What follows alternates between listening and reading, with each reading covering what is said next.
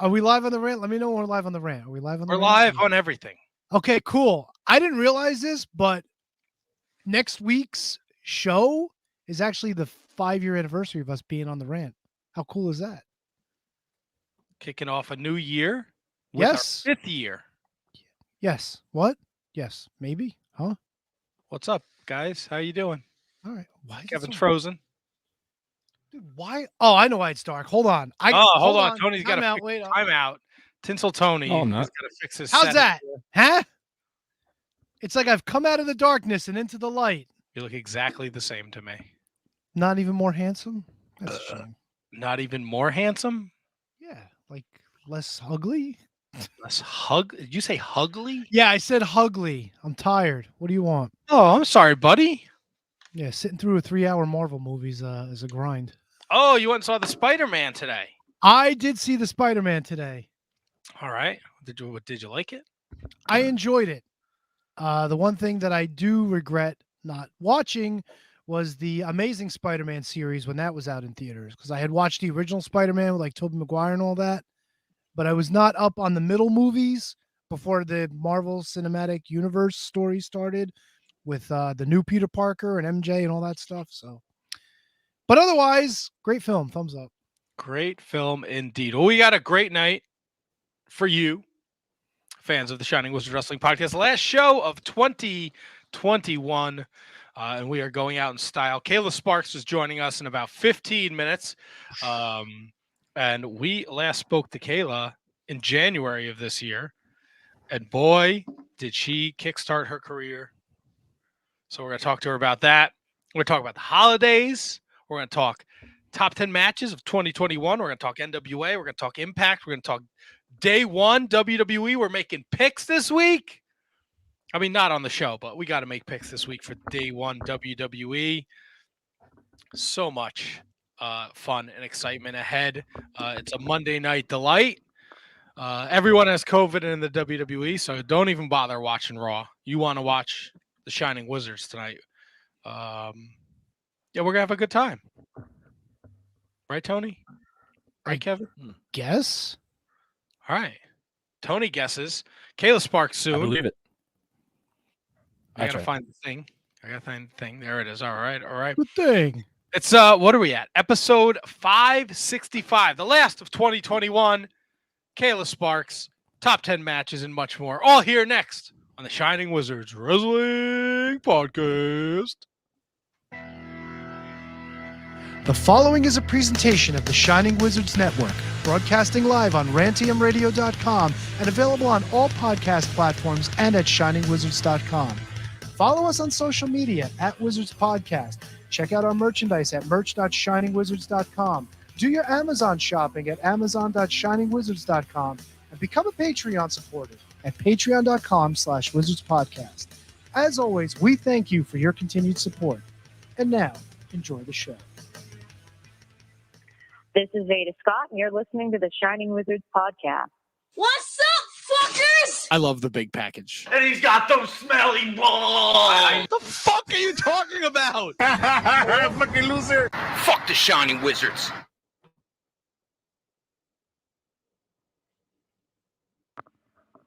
Donde está our music?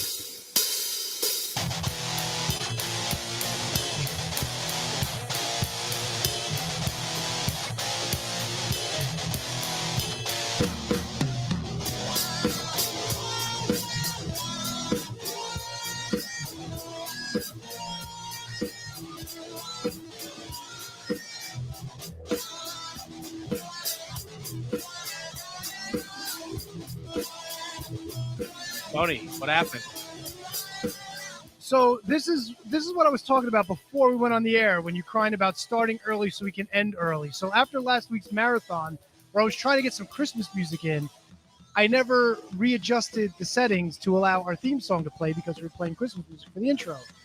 So thanks to you rushing me, we got a big gap in between. So welcome everyone to the last and hopefully the best episode of the year, the Shining Wizards Wrestling Podcast, kicking off 2022. We got to say goodbye to 2021, doing some wrestling talk. And talk about wrestling. Welcome everyone live watching along on the Facebook, on the Twitter, on the Twitch, wherever else we're live. I don't even know anymore. I don't know. Welcome to everybody listening in live on the rant, rantymradio.com. And welcome to everybody who downloaded us and has taken us every which way to go to return all those Christmas gifts you really don't want. Going out to buy your champagne for New Year's Eve. Jesus. And doing all that celebrating. Fellas, what's going on? How you been? Great. How are you? Fucking annoyed that I forgot to recue the theme music. I'm annoyed that you didn't do the what's your name, sir? Who am I speaking with? Oh, I'm not doing that shit again. Fuck you, because then I get labeled for gimmick infringement. I'll let Matt do it this week. Matt. K J G. Tinsel Tony. Tinsel Tony in the house. Yes. Ryan Romano says all three of you broadcast from epic locations. Thank you, Ryan. Appreciate you tuning in tonight. Gentlemen, how was your Christmas? It's quite epic. Christmas was cool. Some unfortunate family members missed out on Christmas festivities with the old COVID, but other than that, we didn't miss out this year. All three of us in our house were actually healthy enough, and it was safe enough for us to venture out and have dinner with my dad and everything, and it was kind of cool, and visited my sister-in-law and, sent love to grandma and mom and everybody else. So all cool. How about you guys? My Christmas was fantastical. Nice. A great time. Got to see the folks, or the folk, and my brother. I went down to my sister-in-law's and played with my niece and nephew all night because I hate adults and I don't want to interact with them. And it was a good time. I asked you how your dad was doing. I hope now that we're speaking, if you had a few days to digest about it, your answer's a little different. He's doing okay? What did I say in the message? Something along the lines of miserable or... No. He's just old. He's Joe Bowman. He's old. He's crotchety.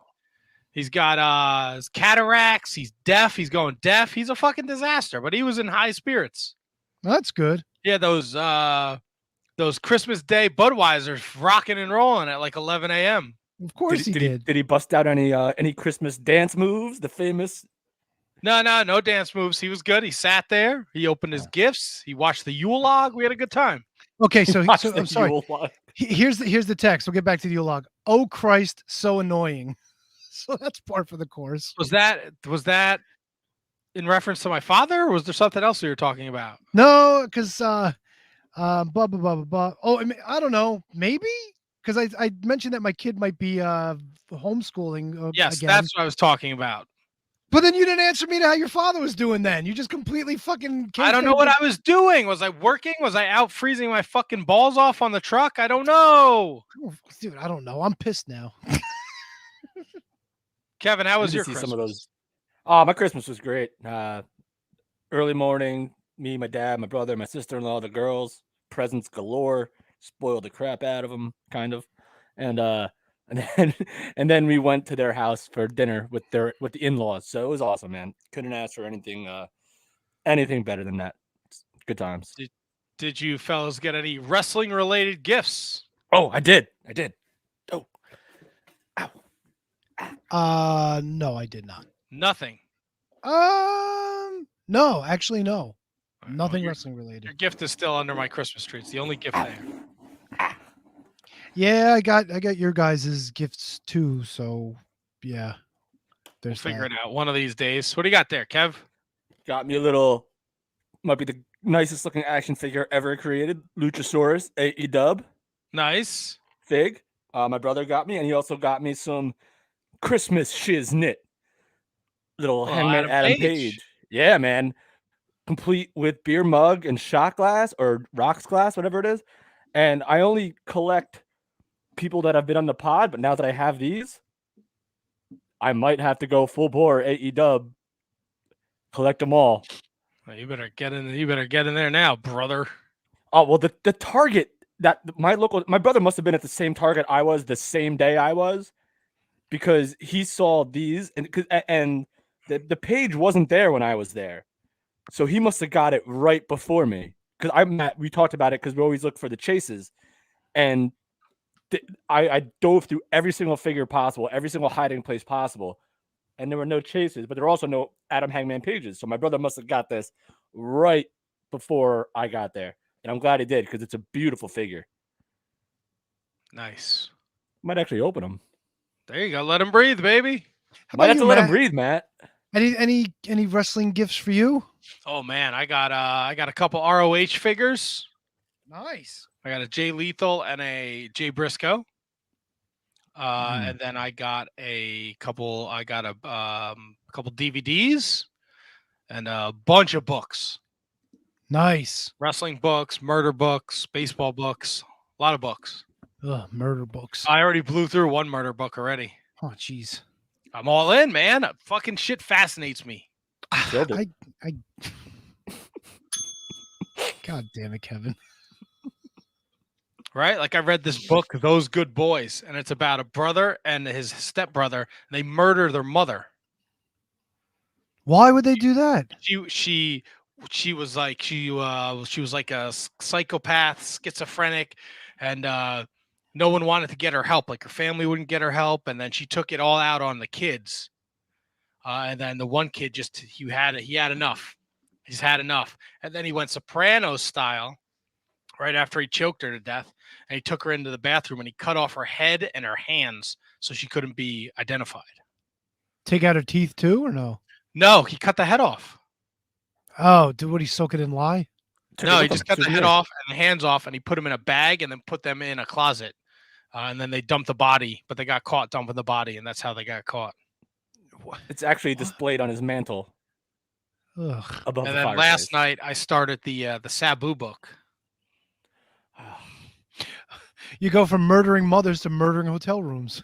Yeah, well, I couldn't read. I can't read all the murder books in a row. I gotta break it up. I get you. Sabu. Kate says, "Why do you want to know these things?" I'm fascinated. I'm fascinated by it. He's planning for the future, Kate. Merry He's Christmas. planning for the future. I'm not planning for the future. It's just fascinating. What makes Well, another person kill? What would yeah, but- drive somebody to that level? You may not have any person in mind yet, but I think that you're adding to your fucking psychopathic Rolodex, maybe. Just so this way, in case shit ever goes down, you'd know how to get rid of some things. No, we're good. All right. All's just good. making I'm sure. not going to murder anyone, Kate. If you're not murdered by now, then you're good. Oof, Jesus. Didn't know it was going to be that kind of year-end spectacular. Hey, Kayla Sparks is joining us soon. Yes, she is. I'm excited. So she's super excited. I'm super excited. I'll let you. I'm gonna crack the door open a little bit and let everybody in on a secret. When we first booked, so Kayla Sparks goes way back with the Shining Wizards Wrestling podcast, and I don't know if we talked about this before the last time she was on, but Tony had this fucking DVD, and it's bad. Okay. It's a bad. I'm not gonna lie. It's a bad DVD. Oh, come on. God, What? Whatever. I've never watched it, but you did a watch along way back in the day. And you wanted her on, and just to appease you, I was like, whatever you want to do, man. I don't care. I had zero interest in talking to her. I'm not gonna lie. Right, but she said came like the on. most wonderful things about us today on all social media Yeah, platforms. and Matt's gonna fucking bury the guest. I'm not burying her. She came on. She was awesome. We had a great time. We sang Spice Girls, and then it kind of kicked. I don't want to say we were the catalyst for it, but she kind of things started rolling after she talked to us. She got back into the wrestling business, and she's just been tearing it up, man. She's been on AEW Dark. She's been working at Mission Pro. She's been at the Beyond Wrestling women's promotion, WWR. She's just fucking killing it. So it's just, it's like when I worked at Chili's and I've hired the girl who didn't speak English as a gag, and then she turned into one of the best servers we had. Yeah, that I totally see the correlation. Kayla Sparks, an experienced professional wrestler. As no disrespect to servers, I've been in the business a long time too, and they are as vital as anyone to the business. So I'm super excited. I'm excited to talk to her. I'm happy to have her back. She's super excited. Yes, she said great things about us all day. But look, man, that's how I roll. I'm not gonna fucking lie. Oh, brother. April Lynn is absolutely right. Kayla Sparks blew up again after you guys talked. It's the magic of the wizards. Wait, I hope she didn't literally blow up. No, she definitely did not. I mean, she blew up metaphorically speaking. Is that the phrase I'm looking for, Kev? I don't know. Yeah, if it's a metaphor, if it doesn't use like or as, it's a simile. It's a simile if it does. Yes. If it does. T-Donk, Ryan Why? Sullivan, he wants to know, what was the DVD again? It was called The Best of Kayla Sparks. It was something that she actually put together herself, that she sold herself. So imagine that. She's like a young girl trained to be a wrestler. As we're going to find out from her show Against the Ropes, had a lot of other shit going on in her personal life. She still had time to put together DVDs to sell to the fans on her own. It's not like she went to like RF or anybody else to put them together. That's pretty cool. Unbelievable stuff.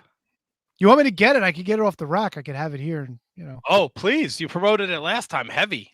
That's heavy. It's still available? I'm not sure. We can ask her. All right, cool. Hey, guess what? Before Kayla Sparks joins us, I just want you guys to know, almost had a Christmas miracle today. Oh. Why, you shit your pants, but it was a false alarm? Almost shit my pants. Almost shit my pants today. You're good. You're due for another one before the end of the year. Dude, it was dangerous. We had these crazy HelloFresh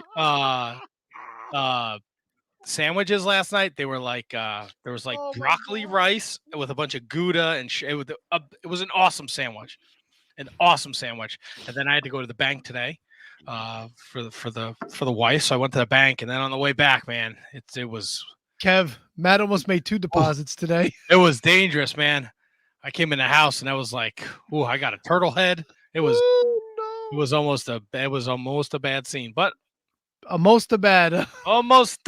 Hey. So you bury the guest's DVD, and now you're welcoming all of her fans with talk about your almosts on the way home from the bank. Well, look, if she achieved the amount of success she had since the last time she was on here, I'm gonna take a little credit for it because I'm an awful human being.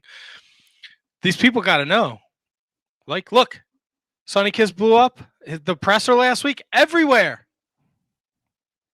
Everywhere. Yeah, Sonny Kiss is gonna get the rub now. He's gonna be the fucking AEW World Champion in 3 weeks. Why? Because he was on this podcast. Here's something interesting about the Sonny Kiss presser that went out. So, you know, a lot of times our pressers will get picked up by like foreign language sites. We get a lot of Spanish sites like Mexico, you know, like South America, Spain, whatnot.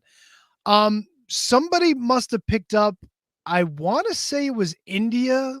It may have been Sri Lanka. It was a country in that part of the world.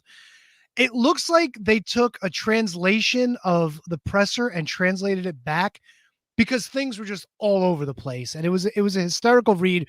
We appreciate the coverage, but some of the word choices were just awful. Awful. That's what happens when there's translations. But yeah, man, it got picked up everywhere. The pingbacks just to the website were just insane. I was going through them the other night, just all over. Oh, the yeah. place. The other night we got like 11, and they were going back to like the O'Shea Edwards presser. It's crazy. It's crazy. I'm gonna bring in this this wonderful, wonderful woman. Look at that Shining Wizards t-shirt. Hey, look at it. I'm repping it, you guys. Hey, thank you so much. Oh my gosh, I'm so excited to be here, you guys. Wow. Kayla, we are thrilled to have you back. How was the holidays for you? It was good. How about you guys? Did you guys eat a lot of Christmas cookies and Ugh, way too many. You don't even know. Yeah. My wife made a ton of Christmas cookies. Oh, wow. And she has them in the refrigerator downstairs, and I am too lazy. I'm too lazy to go downstairs and get them, which works out because I will eat all the cookies. Right? You know, it works out because you don't work out. Very true. And the last thing I need is like a dozen sugar cookies. Oh man, I know. Who doesn't love a good Christmas cookie though, right? See, I agree. She made these weird ones. She put anytime, look, ladies, gentlemen, cookie makers, stop with the fucking fruit. No one wants a cookie with fruit in it. She put some fucking raspberry jam. Yeah. What are you doing? She loved them. It's great. I know. It's a cookie. And Matt, just to piggyback on that, some of them are disguised with chocolate over them. So like you don't necessarily even know that there's that jam mess in there. So I'm eating a cookie with chocolate frosting on it, and all of a sudden I get this red jam in there, and I'm like, "What? This is not what I signed up for." I will punch a Keebler elf in the face. I swear to God. I just don't understand the hatred. I mean, Kayla's joined us. She hasn't stopped smiling since, and you're just bringing misery about cookies to the world. To be here, you guys, Kevin, Tony, Matt. This is so awesome. Can you believe it's been a year since the last time we talked? How crazy it's been. Life came full circle. It's been a crazy year for you. We were putting ourselves. I was putting myself over before you joined us, saying it was all me that got you to where you are. You're welcome. That's right. Yeah. Thank you, Matt. You know what? Fine. A whole year. Neither of these guys have ever said thank you to me once in their whole entire lives. Kayla Sparks has been back, and she just you know what, Kayla? This is your vehicle. You can drive the ship. I'm just at this point. Oh my gosh. You guys, like, literally, like, I tell people all the time, like, whenever I get asked a question, like, what, you've been gone out of wrestling for so long, what got you, like, back into it? What sparked it? And I say, I always give you guys a shout out. I'm like, the Shining Wizards. I'm like, they reached out to me, and, like, those guys are awesome. And, like, they really, like, just talking to you guys made me get that itch again, like, to start wrestling again. And then the rest, like, just, it's crazy how it happened. And then, like, so Shane Alden, my friend Shane, him and I used to wrestle back in the day at World of Hurt. And when he heard the podcast, I was like, hey, check this out. I was on the Shining Wizards. These guys are awesome. I'm like, I got to talk about the old days and stuff like that. And he's like, I've been wanting to do a TV series about wrestling, but I just haven't found the right story. And then he heard the podcast, and that's how the rest is just, history. It's crazy, right? Wow, I didn't know that. Yeah. And for those not familiar, Against the Ropes is a program that's in production right now, and it will be on a streaming service soon. And it's essentially based around your life and how you got into the wrestling business, correct? Right. Yeah, it's crazy. It's inspired by the story of how I got back into wrestling, or how I started in wrestling when I was 13 years old. And it's a story about, coming of age, and the struggles I went through with, coming out is also in there, my coming out story. And this it definitely is something I haven't seen before, like on TV or movies, with the wrestling and the high school drama and all that stuff. So it's going to be a fun show. I can't wait for it to come out. So you do the podcast with us, and I know we mentioned maybe you getting back in the ring, and let's fast forward to August. August, September. Obviously, you're still a fan of wrestling. Anyone who follows you on social media at Kayla Sparks 24/7, Instagram, Twitter, you're doing it. You're still a fan, and Tony spoke about this in length at our 10-year anniversary. It's very refreshing to see, even though you're in the business, you're still a fan and you still love the business. And the wrestling industry is exploding. AEW is going to have this huge show at Arthur Ashe Stadium. Who calls you, and what is your reaction? So funny that you say that. It's just crazy. Thunder Rosa, her husband Brian called me too, and they both literally, like, I can't thank them enough. Like, those two definitely, like, I tell them all the time, like, you guys are like my guardian angels, like, literally, because they literally came and they gave me such an opportunity. Like, when I wrestled at Mission Pro, which was huge for me, and like, they're so great there. I love everyone there at Mission Pro. And then, AEW came along, that opportunity at Arthur Ashe, and they said, hey, they're having the big, the biggest AEW show, Grand Slam Dynamite, and they're going to have it at Arthur Ashe Stadium, in front of 20,000 people. Are you available that day? And I'm like, heck yeah. Let's do it, right? I mean, oh my gosh, it's like, literally, I'm still pinching myself from, it's just crazy. I can't believe all this stuff happened this year. It's such a dream come true, like even if you weren't available, I would have been like, I would have lied and I said, know. yeah, sure, I am, and then just figured it out All at my some plans point are down the road. canceled. Yeah, exactly. So I made, oh my gosh, I was so ecstatic. I remember I was like calling everyone I knew at like 3 o'clock in the morning to tell them the news. Or like, I felt so bad. I'm like waking everyone up. I'm like, oh my gosh, you guys, I can't believe it. I guess that kind of brings me to this, and you may have just answered it. Like, you're back in the business, like less than, I don't know how many months or years or whatever it is, you're back, and Right.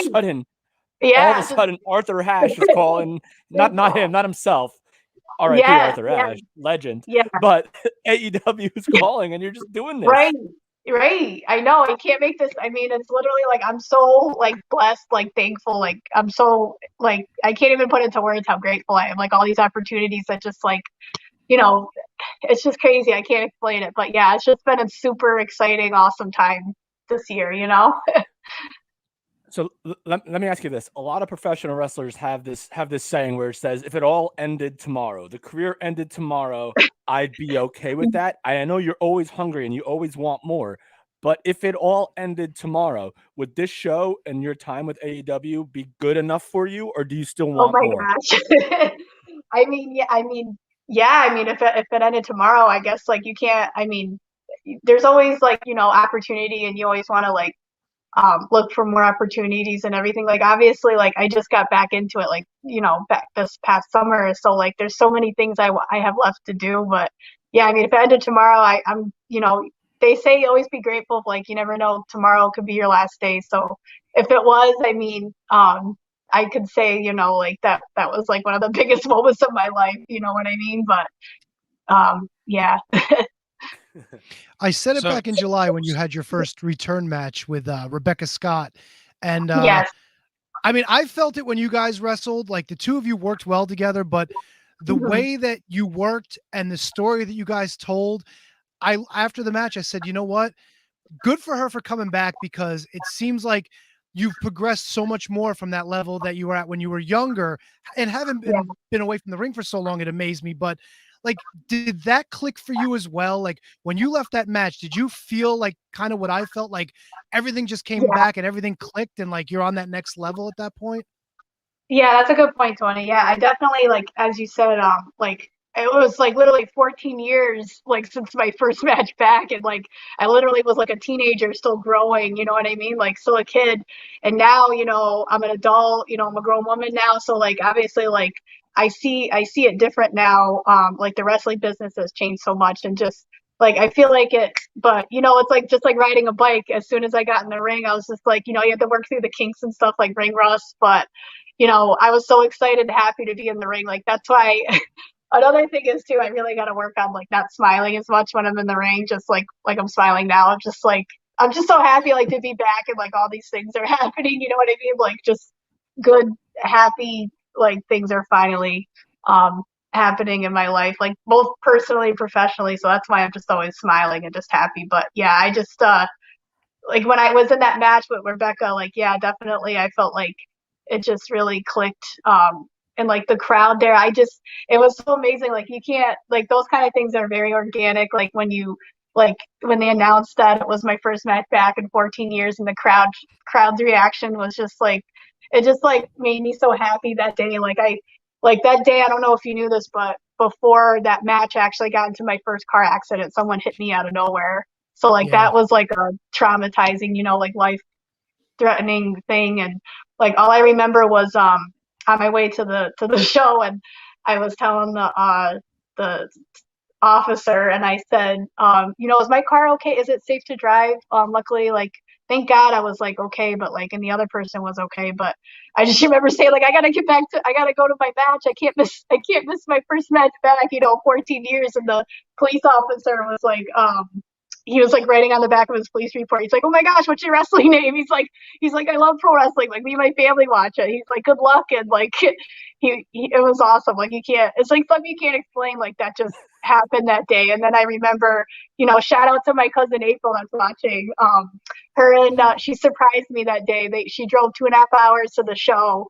And you can see when you watch it back, the match, she's in the crowd, and she had the big sign. Her and my cousin Bella, they're like my biggest supporters, and like I gave them a huge hug, and like so that was a shock. That was a surprise for me, and it meant everything to me. Like that night was so special. Like my first match back, and just everyone in the locker room was amazing, and just like it was just an awesome moment.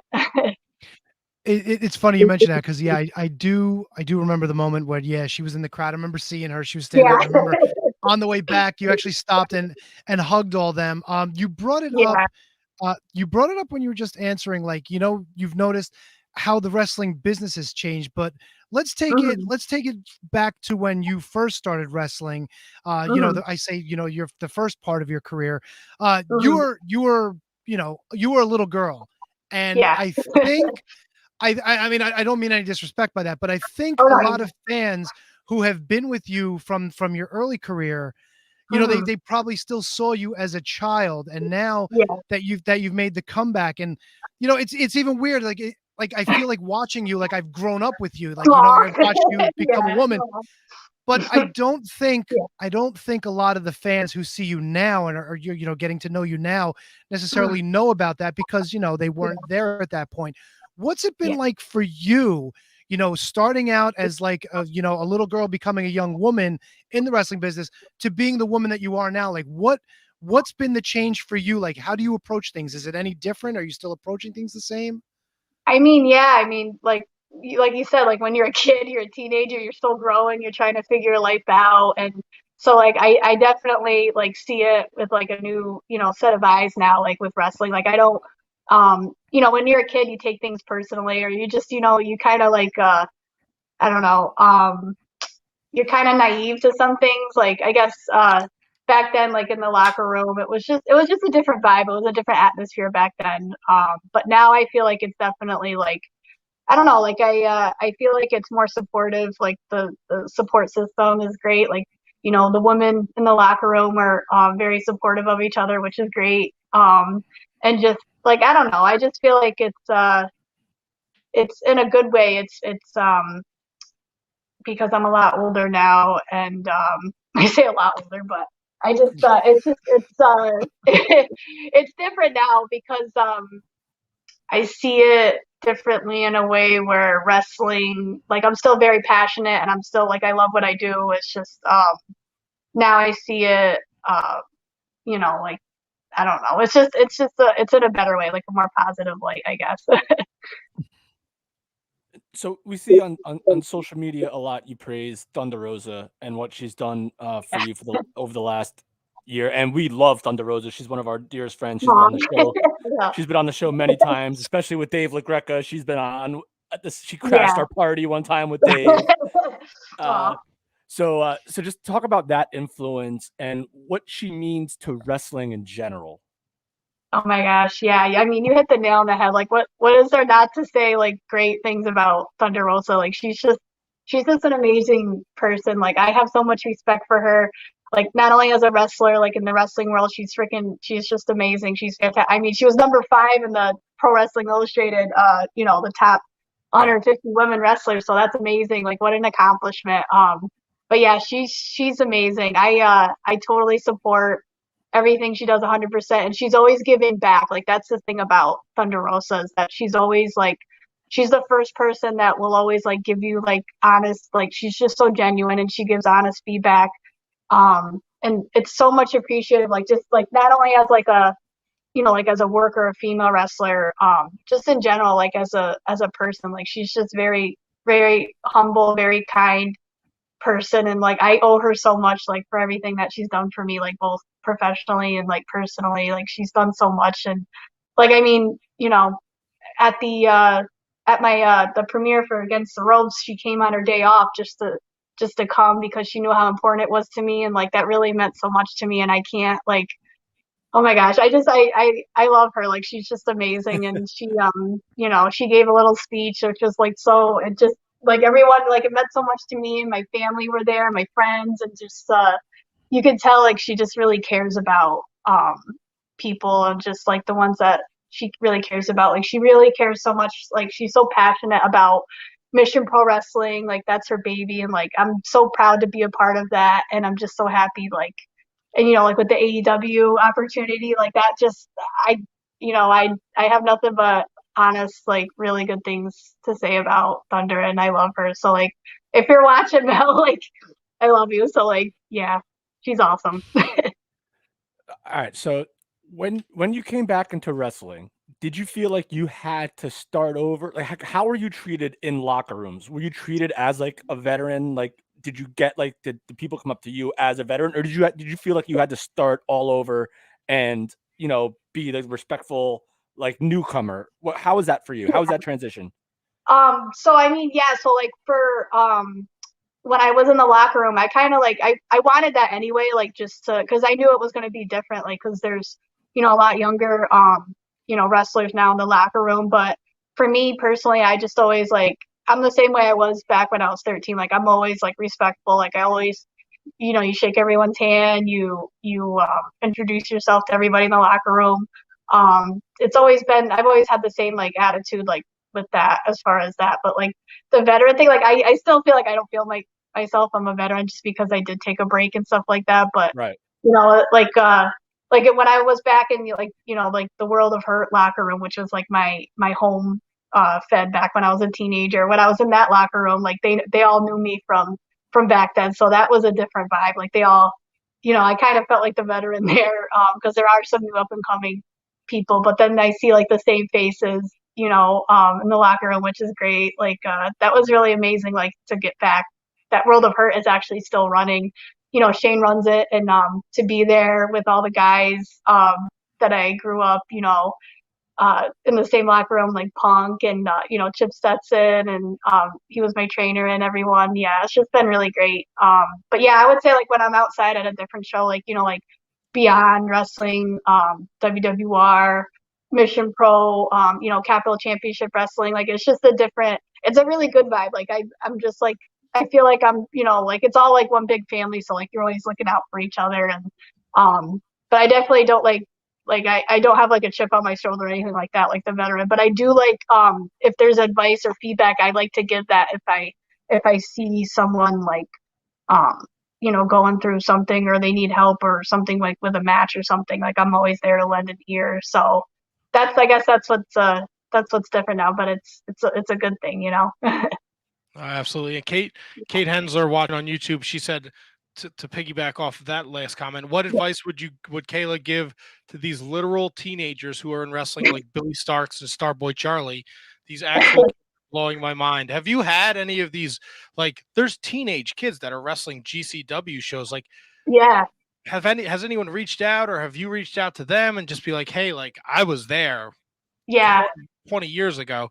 Yeah. Like, yeah, actually, it's crazy. I know, like that. It's still that it's amazing. I mean, if anyone's watching this and they're they're just starting out and they're a teenager, like, hey, the best advice I can give is just chase after your dreams. Be careful. Be safe out there. But yeah, it's definitely it's such a hard business too. Like as an adult, but let alone like as a teenager. Like I definitely I've seen actually recently at the Capital Championship Wrestling, the promoters family member or so actually was training there, and I got to talk to her.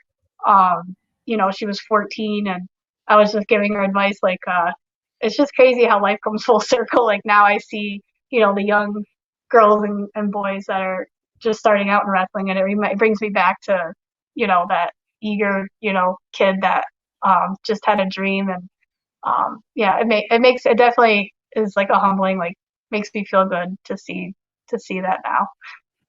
you talk about coming full circle, and I'm pretty sure this is on your Facebook. Obviously, sans the Wolfpack face paint. Oh yeah. You had an opportunity to get another photo with Sting at AEW. Yes. Yeah, that was, oh my gosh, that, like you said, full circle. Like I can't even explain how happy that made me. Like, but yeah, to see Sting backstage at AEW and get to share the same, the same squared circle as my idol that I grew up watching, and like it's absolutely amazing. Like it's just crazy. Like I got to speak with him about it, and he remembered me from when I got to meet him a couple years ago and did the face paint thing. So that was really cool. I just can't. It's awesome. Like to finally like live out your dream, and then to say like you got to share the same ring as your idol, like I mean you can't get any better than that. So, you know, All right. seeing So Kayla, you're not giving us a whole lot of press release fodder because you're just smiling and laughing and so I know. enjoyable about your Aw. experiences here. Yes, And I know. that's remarkable. Oh, yeah, thanks guys. I know. I just like I said, I've just been like, I mean, there's nothing really to be like upset about. I mean, everything has been like literally like my dreams are coming true. So like I'm just so happy like I get to experience that. I get to share it with you guys. Like this is it's just, you know, I love it. Yeah, as someone who was at the Arthur Ashe show, it was Mhm. super, you know, Yeah. super exciting to see you in the ring. And there was a couple people who were familiar with Kayla Sparks. There was some Oh, yeah. Kayla Sparks Yeah. cheers there. I don't know how audible it is from the ring, but from Yeah. where we were sitting, there were definitely people cheering you on. And then you Aw. got another opportunity to work AEW Dark against Rio. Yes. Is the Yeah. door always open for AEW now since you've kind of got your foot in there? I mean, yeah, I mean, I love it there. Like if any opportunity came up, definitely I'll, you know, definitely take on the opportunity. So yeah, they're really great there. The locker room atmosphere is just great. All the guys and the girls in the locker room are awesome there, and there's just so much talent. Like I really love that. They really they're really doing something different, you know, like with pro wrestling, and they're really bringing it back, and you know, really listening to the fans and stuff, which is great. You know, I just if the opportunity knocks, definitely.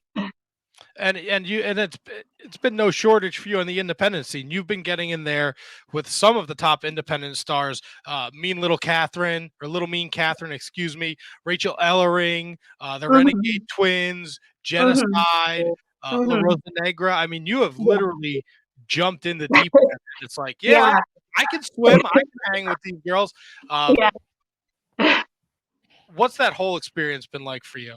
You know, you're It's not I showing up mean, and you're not yeah. wrestling the kid that's just out of training. They're like, go ahead. Right. Yeah. I mean, hey, I mean, yeah, I mean, it's definitely a lot of it, it's great because we get to share each other's experiences and like feed off each other, you know, each other's energy and each other's experience. And it's been great. Like I like to be able to work with the best, you know, on the business seat on the business today. And, you know, so much respect for those ladies that you all mentioned. It just you know, it's definitely like you said, like the wrestling business is so it's different now that there's a lot more opportunities than there were for me like back then. So definitely like it's just been great though to get to wrestle you know, some of the best out there. And now a question I don't think we could have asked last time we talked to you because you weren't Yeah. wrestling. Who's on the bucket list now? Who's out there that you're like, I want to sink my teeth into you? Oh man, oh my gosh, that's a good one. There's so many out there, you know what I mean? Like top talent. Definitely I'll say just for, you know, the heck of it, for, you know, for old time's sake, Mercedes Martinez would be since she's still on the scene, you know what I mean? And we go way back, you know, like from back then. I got to wrestle her once, but that was so long ago. So to like get in the ring again with her would be really special to me. But yeah, so much respect for her. I just, you know, um, I know it's hard for me to like name off people, but there's a lot definitely on my list. Ryan Schlong wants to know, will you be at the Mission Pro January show? I don't think I'm on that one, but definitely the next one for sure. Yeah, definitely. I'll have to check and see. Yeah, so there's your answer, Schlong. Unfortunately, no, but yeah. Are you coming out to the Spice Girls songs? Oh my gosh, you guys. I should switch it up every now and then, but actually I've still been coming out to the same, you know, I can't shake off the Volcano Girls Root Assault theme music that I've been using since like day one. But that's just it just like, and you know what's cool is like everyone that tells me like that remembers from back in the day when I used to come out to it, they just said it's cool that I have like that, like to see that I still have like that nostalgic feel, which is cool. It's nice to hear that from the fans and people that were in the locker room from back then. Like remember that. So that's cool. But yeah, definitely I'll have to switch it up and do a Spice Girl song. No, don't switch that So- up. Are you kidding me? Yeah, Stick with that. Dude, Volcano Girls is such an I gotta give them, yeah, but it's so Yeah. awesome. Like with the crashing cymbal in the beginning, and then just the screaming vocals. It's so perfect. It really Aw, is. I know it. Yeah, I get you pumped. How comfortable are you with taking pictures of you and all these other performers backstage at shows? Because I get nervous every single time. I'm like, I don't want to do it. I don't want to do it. But you like Oh my you're like so you're like I balls to know, the I wall. know. Like I love it. I'm doing this. I might not have it again. Is that your outlook at it? Yeah, I mean, I try to be like as respectful as I can be. Like I ask first before, like, is it okay if I take a picture? Or, like, I get to talk. It's not like I go up and like, hey, can I take a picture before I like actually talk to them. So it's like we're already like on that level of like we're talking to each other and like we're, having a good conversation. So like it's nice that like the people like you said, like you grew up idolizing or you see, on TV and just everyone that I've met, like, that I've met, especially like in the AEW locker room, like they're all very, humble, laid back, down to earth people. So it's nice that, that I can call some of them my friends now. It's just crazy. It's just, it's crazy. Yeah. Kayla, have you ever been around Hook? No, I haven't, but I've heard, yeah, his He's debut, yeah. he's so over. He's an anomaly. I know. I want to know what his hair Yeah. smells like, but that's I know, I'm so pleased with his hair. his hair is awesome. He's got awesome hair. I know. What do you think? Kayla just goes around sniffing people's heads in the locker room? What's wrong with you? Oh my gosh. No, Matt thinks because he single-handedly resurrected your career, he's entitled to ask all these Oh my gosh. personal questions. Oh my gosh. I just assume his hair is big, and if she's in the vicinity, I get a big whiff, yeah. Yeah, No, I I haven't, know. but It probably smells like berries or something. Maybe like maybe some like oils, probably something like hairspray smell or something. has there been all these locker rooms, AEW and CCW? Has there been someone who has come up to you and had kind words for you that you were not expecting? Someone who was like, "Oh, I watched you growing up," or "You were a huge part of me getting in on my wrestling career." Has that happened to you? I mean, yeah, I guess, Thunder Rosa, obviously, like she's a big mentor, like, for me, like, as a wrestler and, as herself, but, definitely, I'm trying to think like, like the names you mentioned, like La Rosa Negra, like she's a veteran, like she's awesome. Like I got to talk to her, and she's really great. Genocide's another great, talent. Like really, it's a lot of the girls like at Mission Pro. There's some veterans there, and which is great. Like it's nice to see that in the locker room. It's just it's balanced out. Like you got like the young up and coming wrestlers, and then you got the veterans. So it's nice to piggyback off each other and give feedback, and offer an ear. But yeah, definitely, it's been great so far. Like the people I've encountered with, in the locker room. So. Now, your friend April Lynn, she knows if you're on that level, why not sneak a sniffing? Stop encouraging these things, April. Sniff it. Hey, if I'm in the locker room, I'll take a sniff or something. I haven't been. This is hair, and then you can tell your children one day. I sniffed Hook's hair, and they'll know exactly what you're talking about. Hook's gonna be a legend, brother. All right, so Kayla, we're doing later in the show. We're doing our top 10 favorite matches of 2021. Is there any match of this year that sticks out to you as like your favorite match? Not necessarily that you were in, but just your favorite match of 2021. Oh my gosh, there's so many, you guys. Put you on the spot. I know, right? Well, I will say, okay, just like a random one, not like anything that's like top. Well, one of the matches I really enjoyed watching because I was backstage was the Serena Deeb match that she had up for the tournament. Yeah, that was really good. Amazing. Like she's just an amazing like technical old school wrestler. I have so much respect for her. So that was exciting to watch. But yeah, there's been so many awesome matches. Like I can't just name one, but yeah. All right. I definitely am interested to see what you guys come up with on the list. I guess I'll accept that as an answer. Yeah.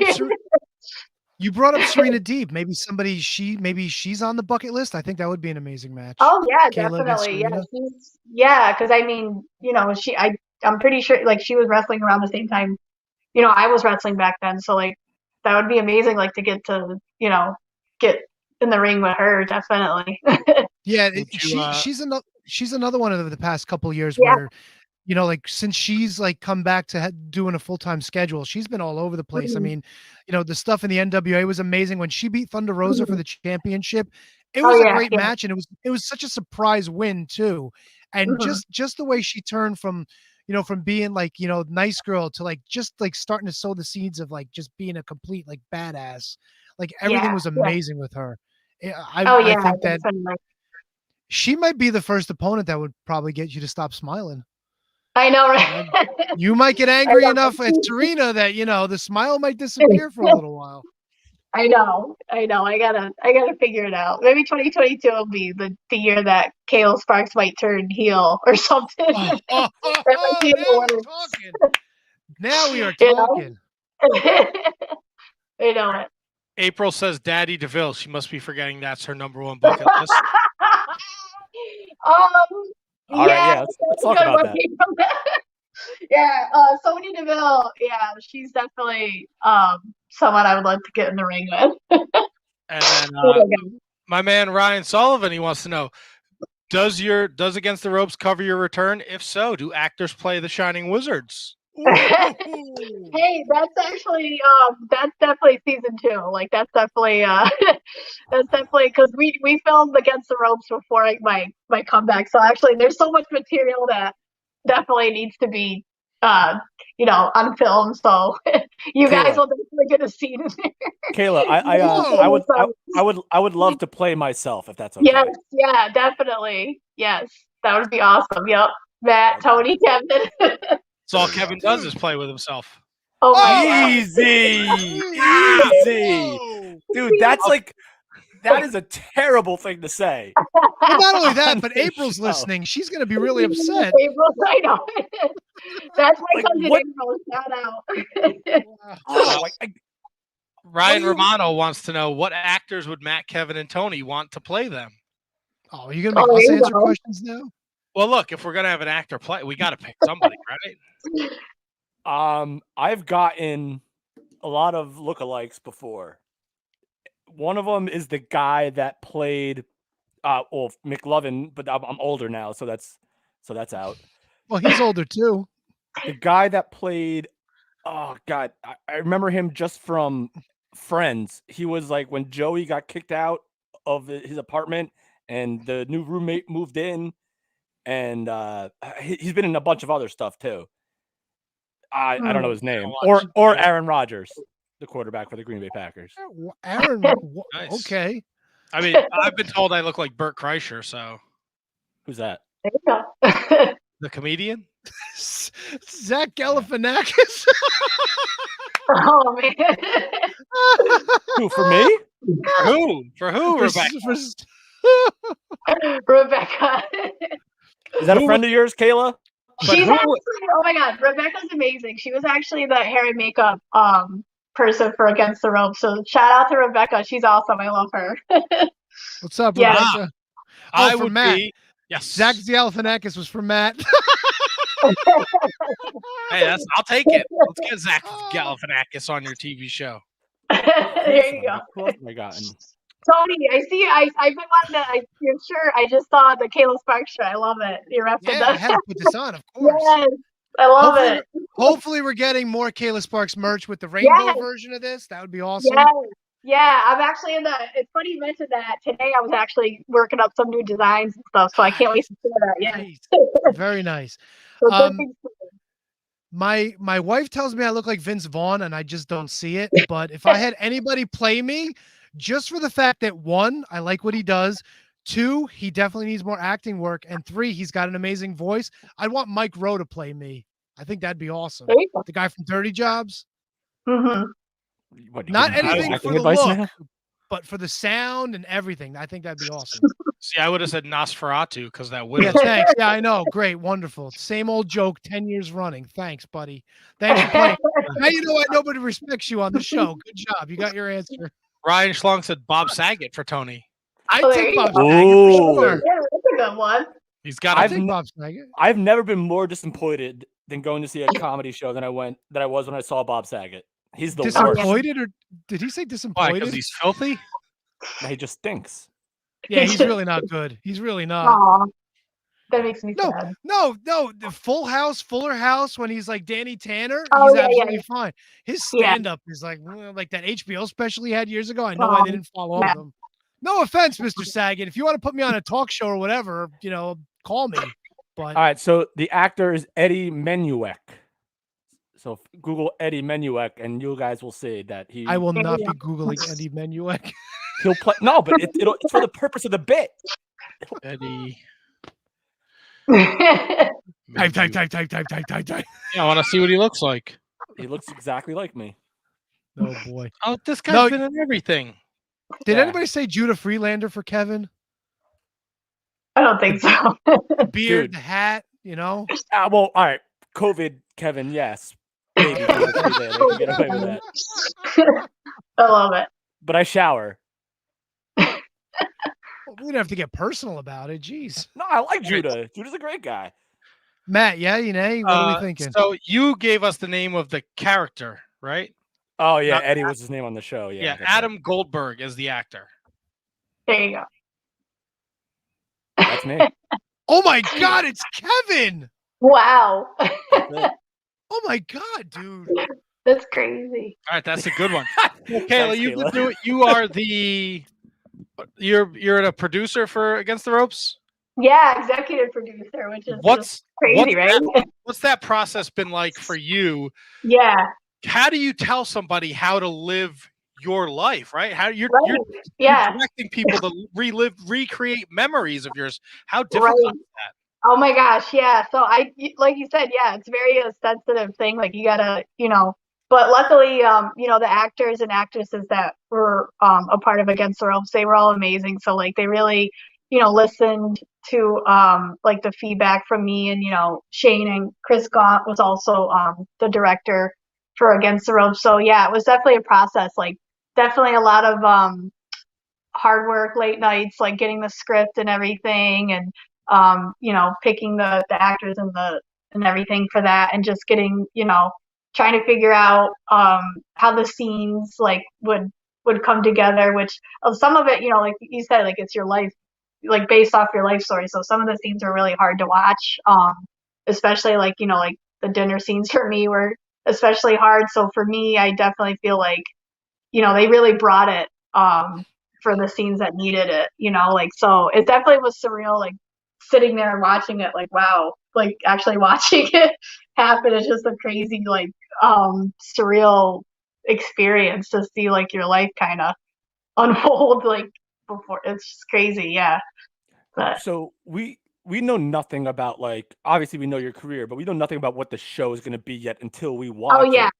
yeah. So- I know. so- I'm kind of trying to keep it like a surprise, But so you so- guys can. So how hands-on were you with the storytelling as opposed to just the wrestling stuff? Were you equally integral in both, or did you leave that maybe to the writers or this and that? Again, we don't know, so we're just asking. Yeah, that's a good point. So yeah, the writing of it, I got to be a part of a little bit. But like I said, it's like it was based off, so some things had to be like added in there for like TV show, Right. things like that, like dramatized and stuff like that. But it's not like, like it's not like a documentary where it's like 100% factual, but at least, for me, it was important that the story was told, like, people get takeaway from it, which is what I wanted. So, some things in there were fictionalized, or, but for the most part, the story is important, which is,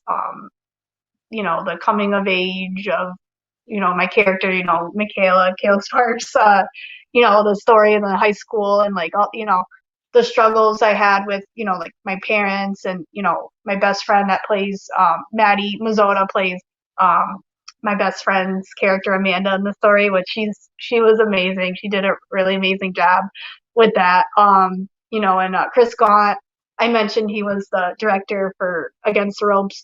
He plays the dad, Tom. His name was, and Christina Reeves plays the mom. In there, Kathy, and they both did amazing. Like they really had awesome chemistry in the show. I can't wait for everyone to see it. But yeah, without giving things away. But yeah, it's like it's. I definitely want people to take away from it,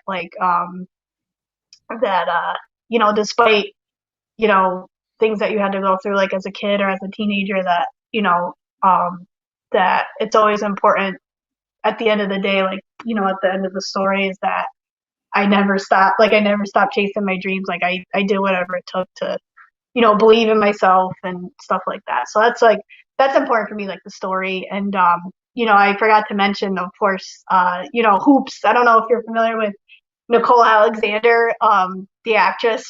She's amazing. She plays, the character that's based off of, Mercedes Martinez. Cause I was mentioned, she was such a big, a strong mentor for me when I was wrestling back in the day. And now, so her character in the TV show, she did really well, with that. So, yeah, I can't wait for everyone to see it. So I've noticed on your social media, you do this introducing so-and-so who plays so-and-so.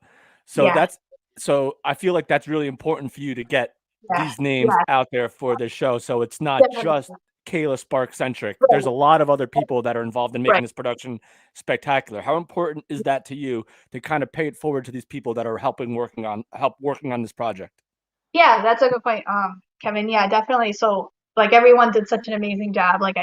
I'm so proud of everyone's hard work. That's why definitely on social media, that's why we're trying to do a introducing, so people can get a background story with each of the actors, which is super important. So I'm glad that we did that, so people can see if they want to check out their other work, because everyone is just amazing. They've done so much outside of Against the Ropes, and I can't wait for the world to see everyone's an awesome job. I'm so proud of everybody.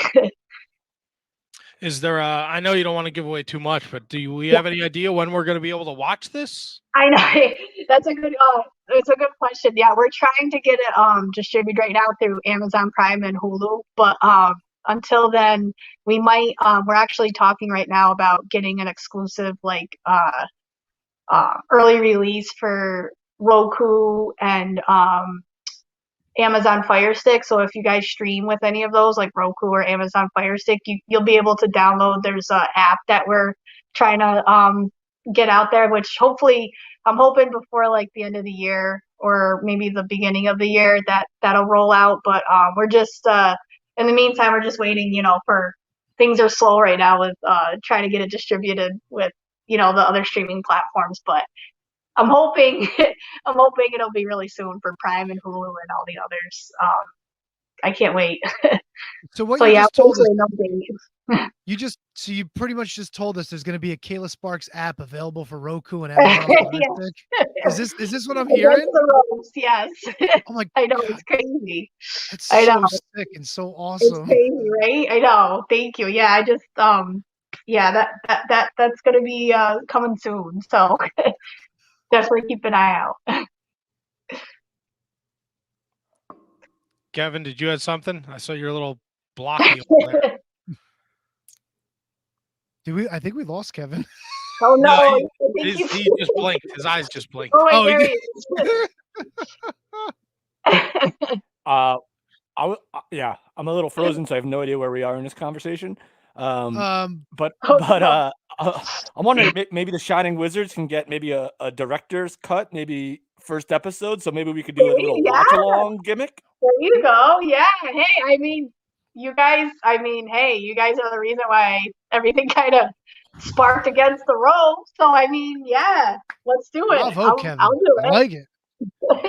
You are the reason for your success. As much as we like to kid over here, it's Yeah. it's an unbelievable compliment for you to give us. But this is all your dream, kid. You are Thanks, crushing it.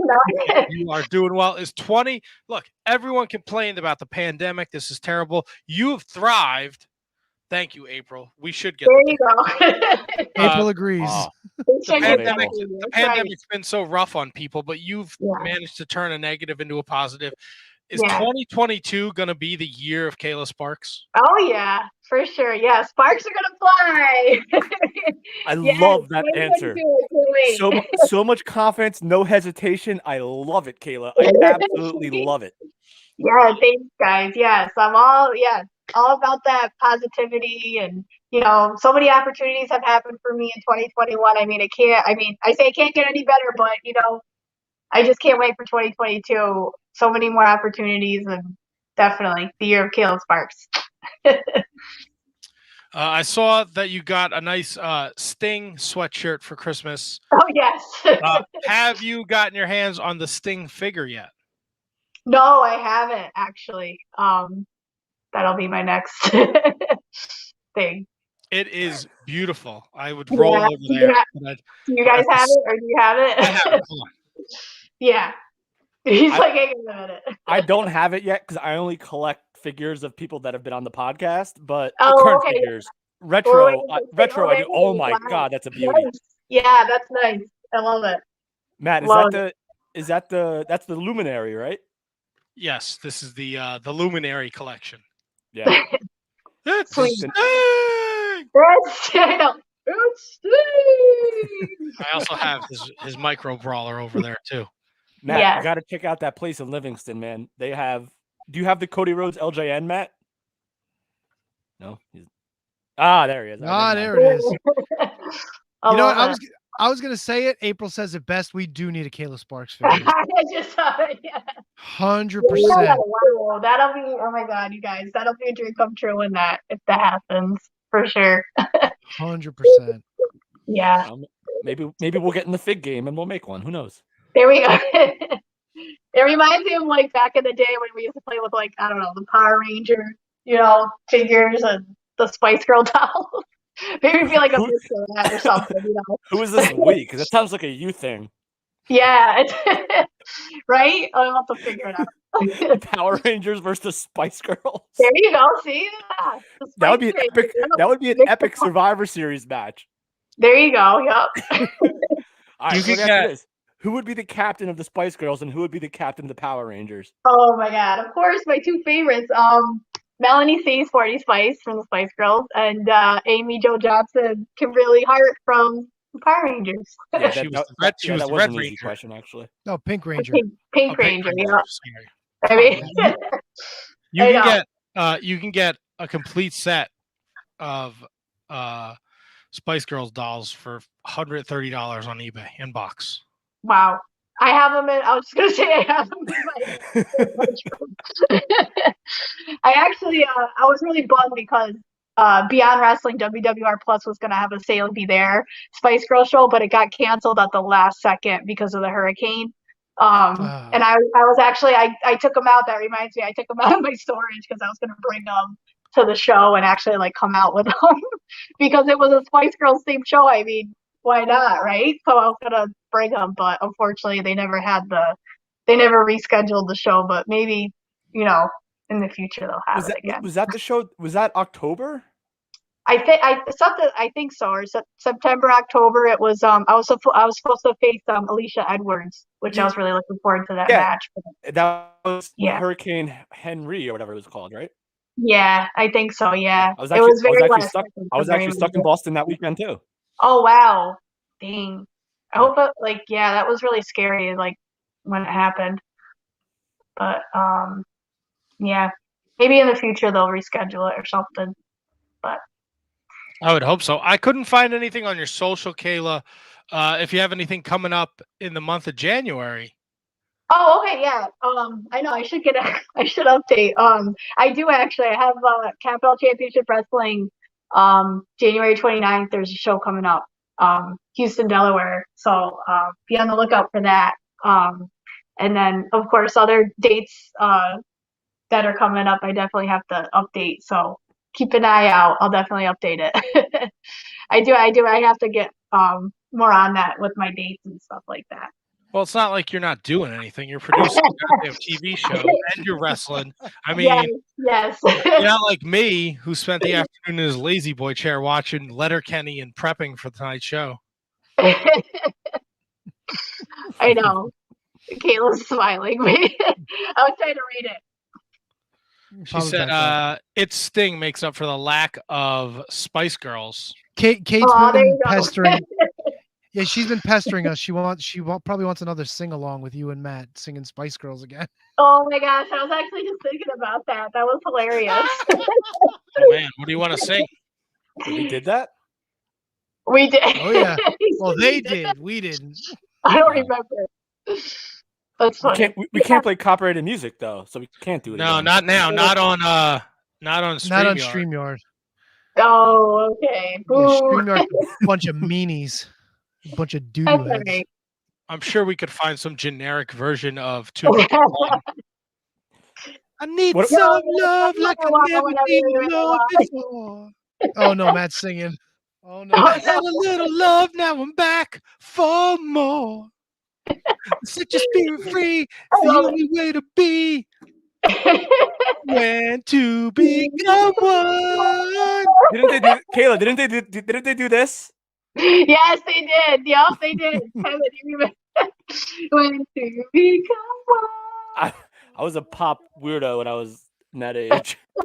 Not was. First of all, I know. Yes. Oh, now we're just getting requests in the chat room. Come on, people. I just remember them all just like standing and going like this. Is that right? Am I making that up too or no? No, it was the 2 weeks. It was like that's what it was. Kayla, did you think Meatloaf was a good bus driver?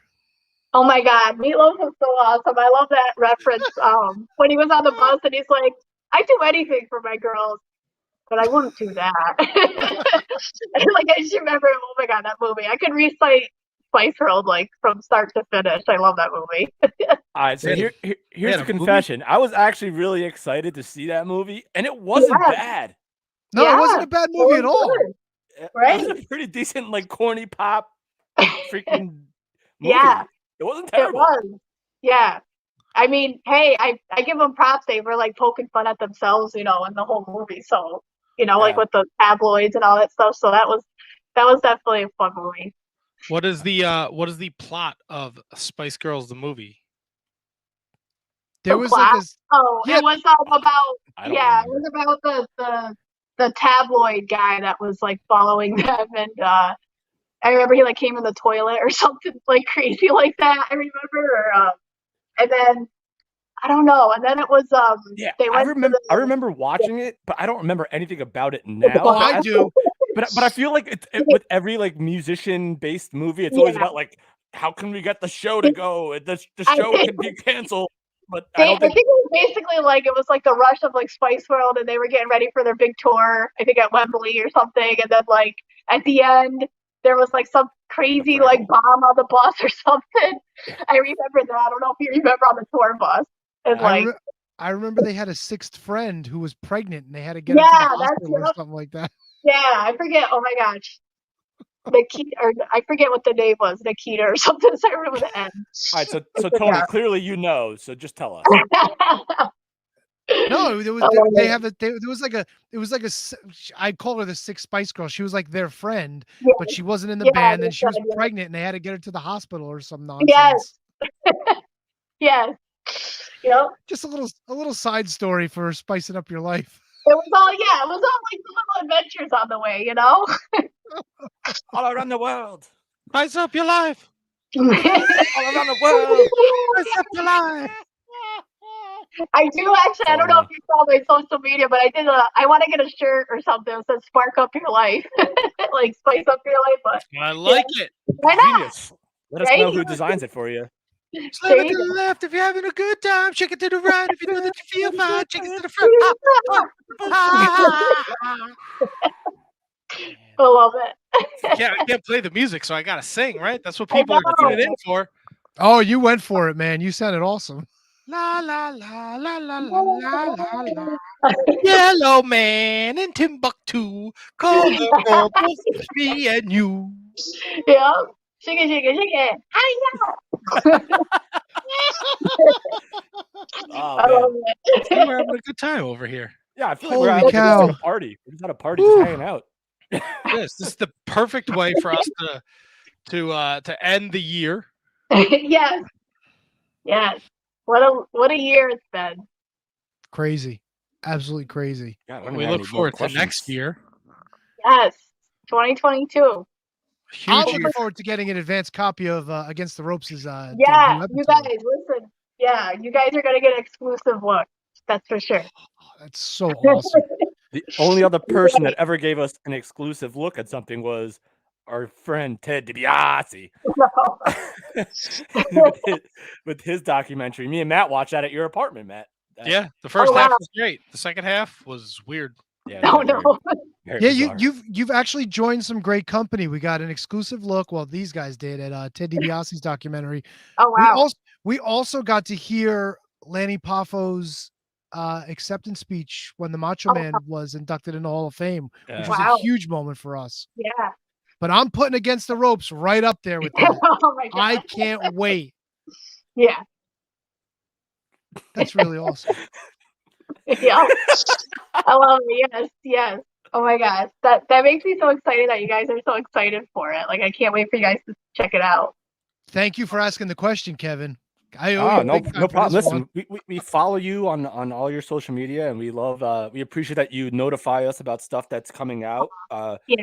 The Facebook messages, the Twitter stories, all that good stuff, and we appreciate this, and we really, really are super excited about it. So just we're not just angling for free look, even though we kind of are, but a little bit. But it's because we just a just little love you so bit. much. So that's it. Aw, I love you guys too. Like you have no idea. Like this, like every time, like I bring up you guys. Like I said, I know you guys don't want to take credit, but you definitely like helped spark, the, Against the Ropes or whatever it was, the wrestling. Like talking to you guys. Like when you reached out to me, I just was so happy, like just to be on talking about wrestling again, and just, this. I can't believe it was already like the beginning of the year. Now look where we are. The end of the year, December, and all these things, and but yeah, so much love for you guys. I love Shining Wizards, yes. And yeah, you guys are awesome. So thank you, Tony, Kevin, Matt. Thanks for everything. Thank you, Kayla. Always, Thank you. always a pleasure to have you on. Anytime you Yes. want in the new year, anytime. You know Aw, where we thanks, are. guys. Matt also wanted to know if the Best of Kayla Sparks was going to be available again on DVD. I know, right? I know. I think Tony, didn't you say you had that? I have one on the Yes. shelf. We talked about it last time. That's Yes, right, I we do. did, yes. With the autographed picture inside as With well. the autograph picture, yes. I love Oh my that. God. One of my favorite pieces of wrestling history Aw. right there. I know, right? That's an old piece. But yeah, I definitely something. I'll definitely. I just recently updated my YouTube channel, so definitely I'll have like something on there where you can check it out. Awesome. A lot of my old matches are like on my VHS tape, so I gotta like figure something out and get them out of the archives. No, April, I don't think you guys are giving us too much credit for here. Yeah, April, please. That's thank right, you, it was Tony, April Kevin, 2nd. Matt. You guys Guys changed your life did, more yeah. than you know. Yeah. We're just some dudes that like to talk about wrestling. And Kayla is tied to us through Tony's love of wrestling, and it's just this is what we do. We bring people together and That's right. lit the spark in Kayla, and now she's doing unbelievable things. And Spark up your life. I'm cleaning up hairballs, so things are going well for you. There you go. Just the little things. Kayla, it's been an absolute pleasure. Yeah. At Kayla Sparks 24/7. Anytime you want to come back on, please Yes, send us a definitely. DM. Yes. You're more than welcome. It's not Aw, even thank you a guys. thought. Yeah. I'll bump any guest for you. Yep, Oh my 100%. gosh. Oh, thank you guys. That means so much to me. Yeah, definitely we'll have to catch up again real soon. Let's not wait a year again. You know? Absolutely. The sooner the better. You got any Sooner the plans better. for New Year's Eve? Nothing exciting. Still in the works. What about you guys? Are you guys doing anything fun? Not at all. Just staying home. We're a bunch of losers. Oh my gosh, I feel the same. Like just watching the ball drop and have some friends or family, whatever. Just hang out on the couch is kind of like The way a to good do it. New Year's, you know. So New Year's Eve is amateur hour, so I tend to stay away from places. There you go. Yeah. Hopefully, I know, I'll it's still be always fun awake at watching. midnight. Oh yeah, midnight's like 6 a.m. for Tony. He's so old, he stays up. Oh, to I'm midnight. so old. Jeez, come on now. My we big pushed- excitement was always like watching the ball drop and having some like I don't know hors d'oeuvres, like I don't know something in the frozen, like the pigs in a blanket or something. It's like the little things like on New Year's that I don't know. Now I'm in the mood for pigs in a Love a good blanket. pig in Thank a you. blanket. See, there you go. With some Grey Poupon or like ketchup or something. I don't know. I love it. The interview always starts out so serious, and it just devolves into like talking about Grey Poupon and pigs in blankets and singing Spice Girls. There you go. That's what it's about. You are the So, best, Kayla. Like Matt said, you're welcome back anytime. Please, thanks, please come guys. back every Thanks. time. That really means so much to me. Thank you. Kayla, enjoy the rest of your night. Have a happy New Year. We'll talk soon. Happy New Year, Yeah, Kayla. yes, and then you guys will get the exclusive look too against the Awesome. ropes. You are the That's best. right. Thank you. Thank Yeah, you let's- guys again. Have a good night, guys. Happy New Year. Happy New Year, Kayla. Make sure you guys out there are following her on social media at Kayla Sparks 24/7. She's doing amazing things, and Against the Ropes is going to be a huge success. That's So right. make sure you're on board with that. That definitely. Thank you, guys. Thank you so much again. Thank you, Kayla. Have a great night. Thanks, Kayla. You too, guys. All right, see you guys. She's the best. An absolute Kev? treasure, you might say. Kev? Uh-oh. Kev? Top Kev? 5. Yeah, my man. 5. My baby. man. I didn't say that about Sonny last week. Sonny's also top 5. Top 5. But very few are top 5. Very No, few. it's very hard to get in the top 5. You have Kayla to makes be on that the show list. at least once. Yeah. I Dude, will we're leave getting an you. exclusive look, bro. Come on. That's awesome. I will leave you something to ponder with before we go to break. Oh. Ooh. Kayla is our last ponder. guest of 2021. Oh, no. Oh, no. My question to you guys is, how many guests do you think we've had in 2021? 21. So you can ponder that during our break, because I have a list in front of me. Well, I'm on the potty. I will definitely ponder. You're gonna Ugh. go. You're gonna take a dump. Nah, I'm gonna pee, but I'll ponder while I pee. He's going to pee sitting down. I definitely am. I am not even ashamed of it. Kevin's hose is just so big, he's afraid he'll miss if he's standing up. No, I just get no. Anyway, all right, Matt, let's go to break.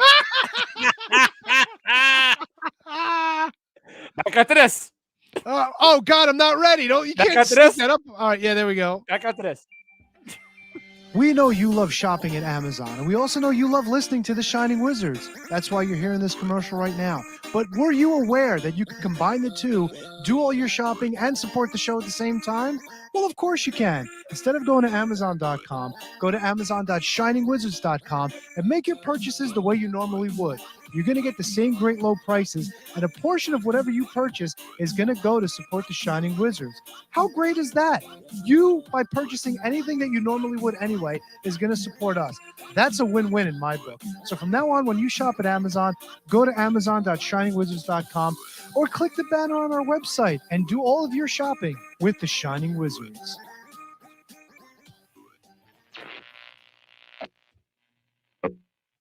Because of the obvious threat to untold numbers of citizens and because of the crisis which is even now developing, this radio station will remain on the air day and night. This station and hundreds of other radio and TV stations throughout this part of the country are pooling their resources through an emergency network hookup to keep you informed of all developments.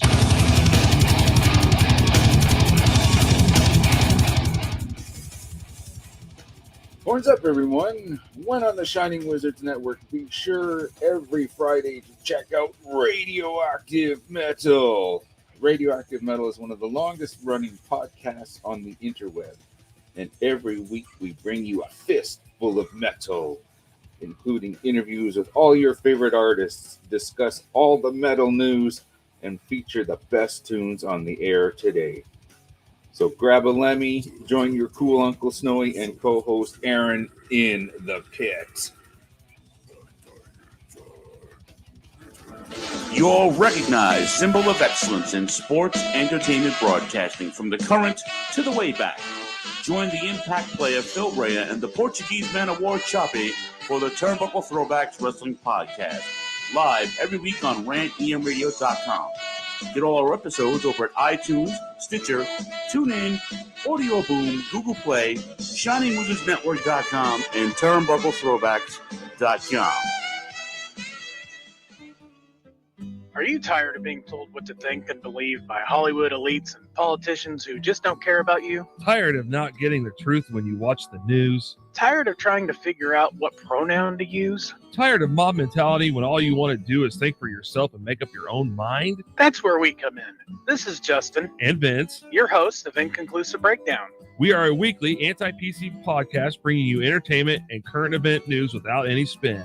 If you want to truly stay informed on what's going on in the world, then give us a listen every Sunday, anywhere you get podcasts, at least till Zuckerberg and Twitter Jack deplatform us. And as always, we're proud members of the Shining Wizards Network. Tired of the PC police telling you what you can and cannot say? Want a show that travels back to the 80s and 90s where the badass hosts have beaten down cancel culture on 3 separate occasions and carried on to gloat about it? Since 2013, The Midnight Jury is that show. Travel back to the malls and arcades, pop in your VHS, and join us where the 80s and 90s return from the dead. Conan, tell them where to find us. WLWstudios.com, home of the Midnight Jury podcast hosted by Midnight Mike and Calvin Brody. Also available on all major podcast platforms via the Shining Wizards Network, and join in the conversation on Twitter at Midnight Jury.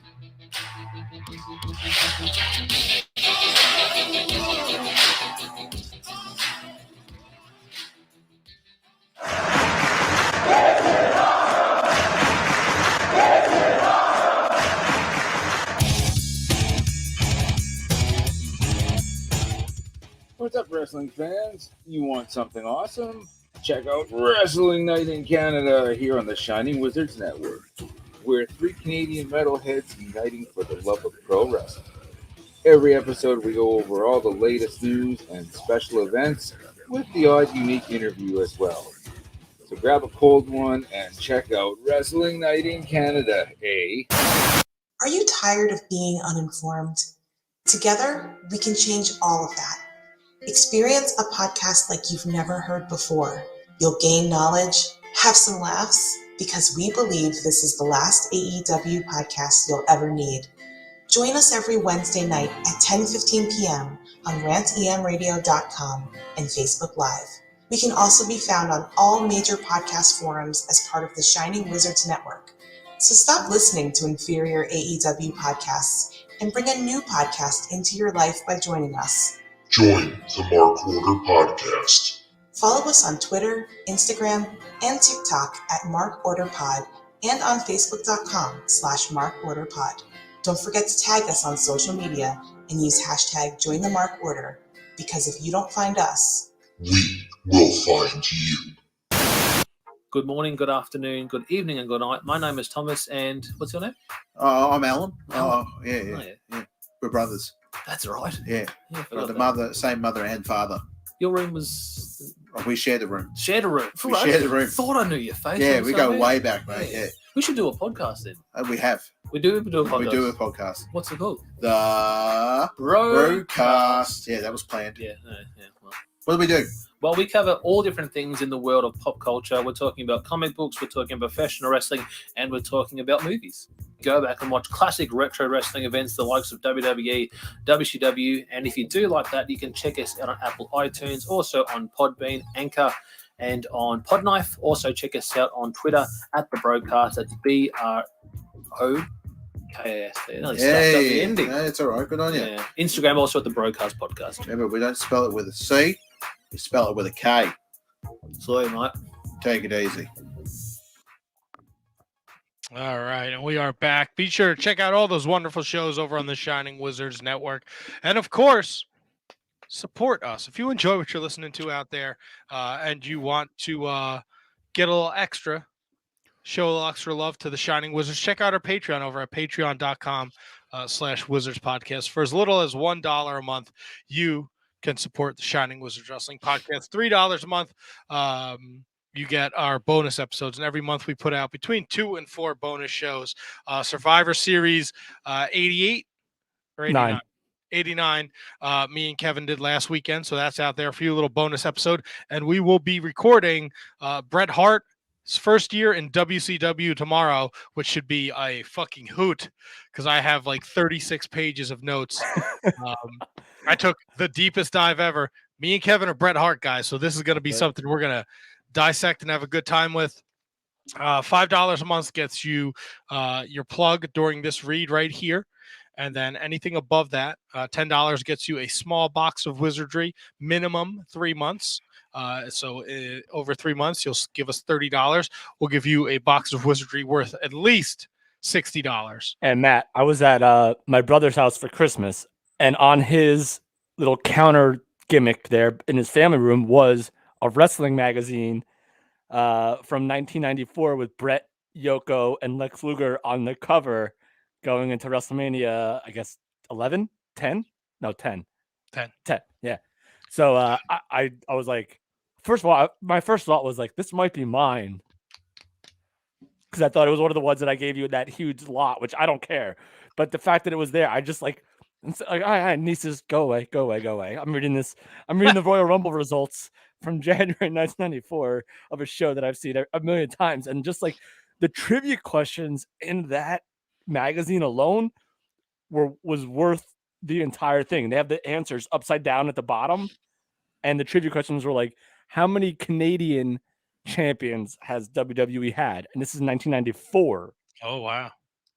So just I couldn't think, and then it turned out that, do you guys want to take a stab at it? As this is over tag before we get to our Patreons, obviously. Oh, like you want to do it as a Patreon bonus? What was that? I think it was No. I just want to do it right now. I'm gonna see if you guys can get it. Let's see. In 1994, there were 4 Canadian champions, Intercontinental World Tag Team. In the WWF at the time or ever? Ever at the time of 1994. So in 1994, it was ever. Wait, I don't know if I understand the question. It's a question that was asked in 1994. There were 4. Right, but are you saying there's only 4 in 1994 or since the WWF? Since the WWF started. But you're only going to 1994. Okay. And you said there's only 4 answers? There's only 4 answers. Up to night. So, Jesus Christ, Tony, it's not that hard. Well, you didn't word it very. Yeah, so if the magazine was printed in 1994, the answers can only go to 1994. So there's only 4 answers. There's been 4 Canadian champions in the WWF up until 1994. Yes, and but one any is a of tag team. But any of the titles, like tag team, Intercontinental. Yes. Okay. Well, Brett's got to be 2 of them, no? No, he counts as one because he's one person. Okay, so Brett, the Quebecers. That's the one I thought you guys were gonna miss. Come on, the Quebecers, yeah. Who else, Matt? The Mountie. Well, but he's a double then, right? Yeah, he would be a double because he was a Quebecer. He wasn't on the thing. Huh. 94. Pat Patterson? He's a Canadian, wasn't he? Yeah. So he's on the list. So that's it. That's 4. There you go. You guys nailed it. I nailed it. Fuck yeah. No. That wasn't as entertaining as I thought it was going to be. Patreons, Matt. Patreon.com/Wizards Podcast. So we're gonna give a special thanks to those that support us this week. Kathy Hummer, the queen of the Shining Wizards. Manny Crazzo, the king of the Shining Wizards. Danny and Anthony Rusinello, the the AOP of the SWP. Sean Toe, Sean Calejo, Kate, the great Hensler at ondeckic.com. She's part of Fightful. She's part of Fight Club. She's doing it all. Follow her on Twitter at Kate on Deck. I don't know what her fucking Twitter handle is. Kate on Deck IC. Come on. Kate on Deck IC. There we go. I should probably put that in my notes. Matt Garifo, no relationship to the KJG. Maddie Mellinger. Christine Friesendorf. Mark Parloni. Happy birthday, Mark. Kenny Hawsey, the Scotch Drinksmore. Jay Kopp, the Big Copper Pump. Thomas Kops, the Mott Spock. Yep. Michael Hammond. Matthew Birch, the true prince of pro on the Twitter machine. Braden Bergen, the LeBron James of Mattel Elite Figure Collecting. Kerry Cowling, Ryan Schlong, Brendan Haney, Asian Joe, The Daily Schmark at dailysmark.com for all your wrestling news and information. David Henry Bauer III, Mike Peterson, Rob Humphrey, and last but certainly not least, his pal Antonio Hosserman makes experimental music at harvestmanrecords.bandcamp.com. The one, the only, William Mercier Jr. Lives are gonna be in William Mercier's hands. You know what I mean? Oh, Kevin, do I ever know what you mean? I know what I mean. I don't know anything anymore. No one knows anything, man. It's over. My brain is exploding. Yeah. So did you guys potty and ponder? Just did. I did not potty, but I sure did ponder. Can you guess how many guests we've had in the year 2021? My guess. So Tony, let me go in first on this. Okay. So there's 52 weeks in a year. You've never missed a week. Correct. So you figure we have at least one guest a week for every year. And I'm probably gonna guess high, but sometimes I'm also gonna overcompensate because sometimes we have two guests and maybe one week we don't have a guest at all. So I am going to do the math in my head right now, and I am on the calculator app on my laptop. So 52 times 2 is 104. I am going to say we have had 101 guests on the Shining Wizards podcast in 2021. All right, Tony, what is your guess? Oh God, Matt, you just completely shot that down. That's not. Well, I don't want to say if you're right or wrong yet. I got to get his guess. I'm guessing 65. Tony, you are the closest you are the closest. You did. It was probably 61, 62, something like that. 53. That's it? Really? Well, you don't count repeat guests. Yeah, but still, it seems So like Miko, Oh, you said new guests? No. Guests he in said 2021, but I'm not going to count Miko Maestro 4 times. That's fair. Or however many. Yeah, I misjudged that. Miko was only 2. I would've- Tombstone Jesus was twice. Kayla was I twice. I probably would have guessed one guest a week. I probably would have guessed 52 then at that point. Yeah, Jay George was twice. Okay.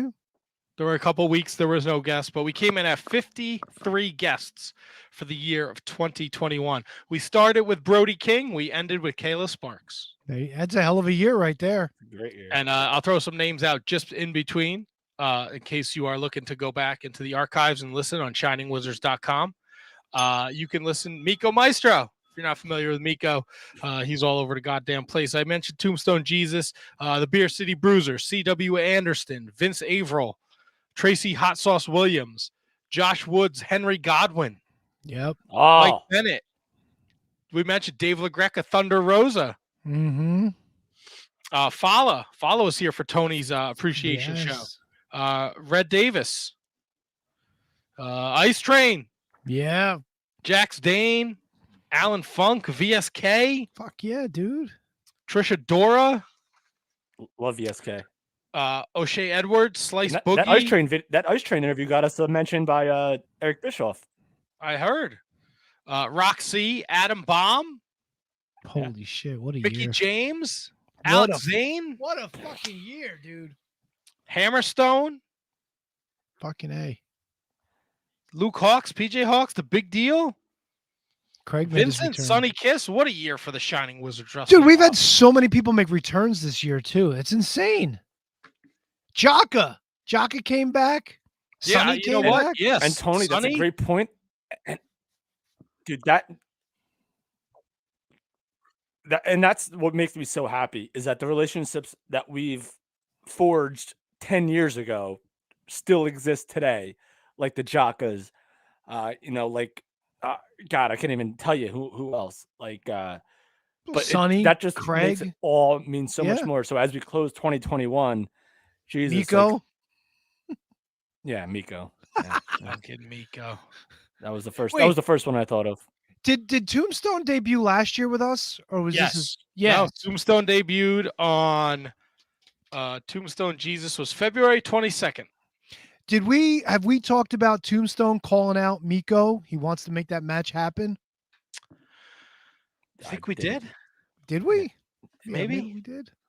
I don't know. Talking about if you like tuna fish on pizza, you ain't right in the head. He ain't wrong. I want that match to happen so badly. Can we get a promoter? Even if we don't do a Shining Wizards show, can we We're get a not promoter to doing book that? Can we please get a promoter to book that? Maybe we call like the Shining Wizards like special attraction or some shit. We gotta make this How about happen. this, Tony? How about this? How about we sponsor a show where we send a little bit of cash and we make the match happen? And this is Shining Wizards presents this match. I think this is perfect for a J. George show. I love J. George. I want to see Tombstone versus J. George or Tombstone versus CPA.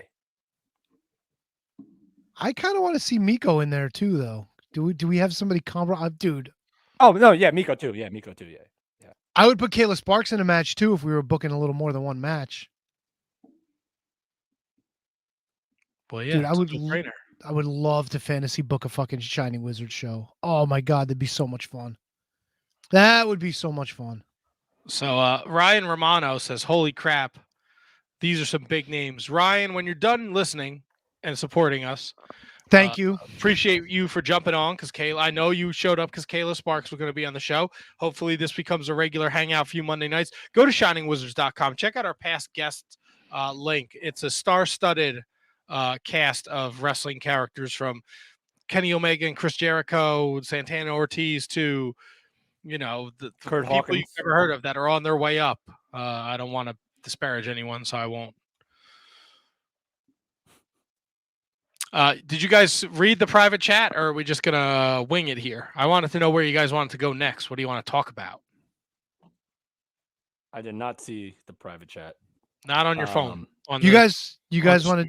Do we have anything that really happened this week that we want to talk about other than Hook? It's I mean, tough because the holidays are a weird time for wrestling, just like in all entertainment. So there's still stuff that's good. There's still stuff that's quality. It's just not necessarily super newsworthy. But Matt, I'm sure you have. Well, I have news and notes. We'll blow through some news and notes here before we get to some fun topics. I don't have anything we need to take a deep dive on unless you guys want to. But obviously, AEW ran Dynamite last week, and we saw the debut of Kyle O'Reilly, fresh out of NXT. Loved it. Matt. He attacked your boy Tony. He attacked Pockets. Fuck Pockets. I'm with you on that one, buddy. And it seems like we might be getting another version of the Undisputed Era. He stood tall at the end of the match with Bobby Fish and Adam Cole. Kind of caught a little side eye from the Young Bucks. So there's that. Yeah, and this is another reason why. All right, so we can kind of criticize AEW. Like, what are you going to do with all this talent? Like, what are you honestly going to do with all of this talent that you're bringing in? But the Kyle O'Reilly thing, the fact that we Kyle O'Reilly, Bobby Fish, and Adam Cole against Kenny Omega and the Young dude, that has me. That I'm in. I'm here for it. Like, give it to me all day and twice on Sunday. Like, you know what I mean? Like, it's just so good. No, I agree. Kevin, you want to know what's better? Oh, I'm in. We're getting Hangman Page, Bryan Danielson, Part 2, January 5th in Newark. Whoa! Really? Oh yes, really. Is it gonna be another? If it's another hour match, I'm not gonna be really ecstatic about that. But Do you think they're rushing the rematch? no, not at all. No, I don't think that. Well, there's not gonna be a time limit draw because they're gonna have 3 judges. Oh no, that I hate. You hate the judge. Well, the judges are there if it goes to a time limit draw, but I don't think we get the time limit draw. All right, so here's the thing, and I see both sides of it. Some people were saying you're not going to need the judges, so they're just there for show. But my thing is, why even have the judges if it's not going to come to the judges? NWA used to do that shit all the time. That's why. It's an old plot device. It makes you think that they're going to wind up going to the judges. But it's in Newark, New Jersey. Who gives a shit? Let me ask you a question here. Newark doesn't have judges? No. How would you feel if one of those judges was Jonathan Gresham? All right, so I heard that too. And if that leads to a story between Bryan Danielson and Jonathan Gresham, then yes. If he shows up with the Ring of Honor Championship, which he's defending against Chris Sabin at Hard to Kill, so he may not even have it, but I think we all know he'll have it. Also, Hard to Kills after this show. Oh, good to know.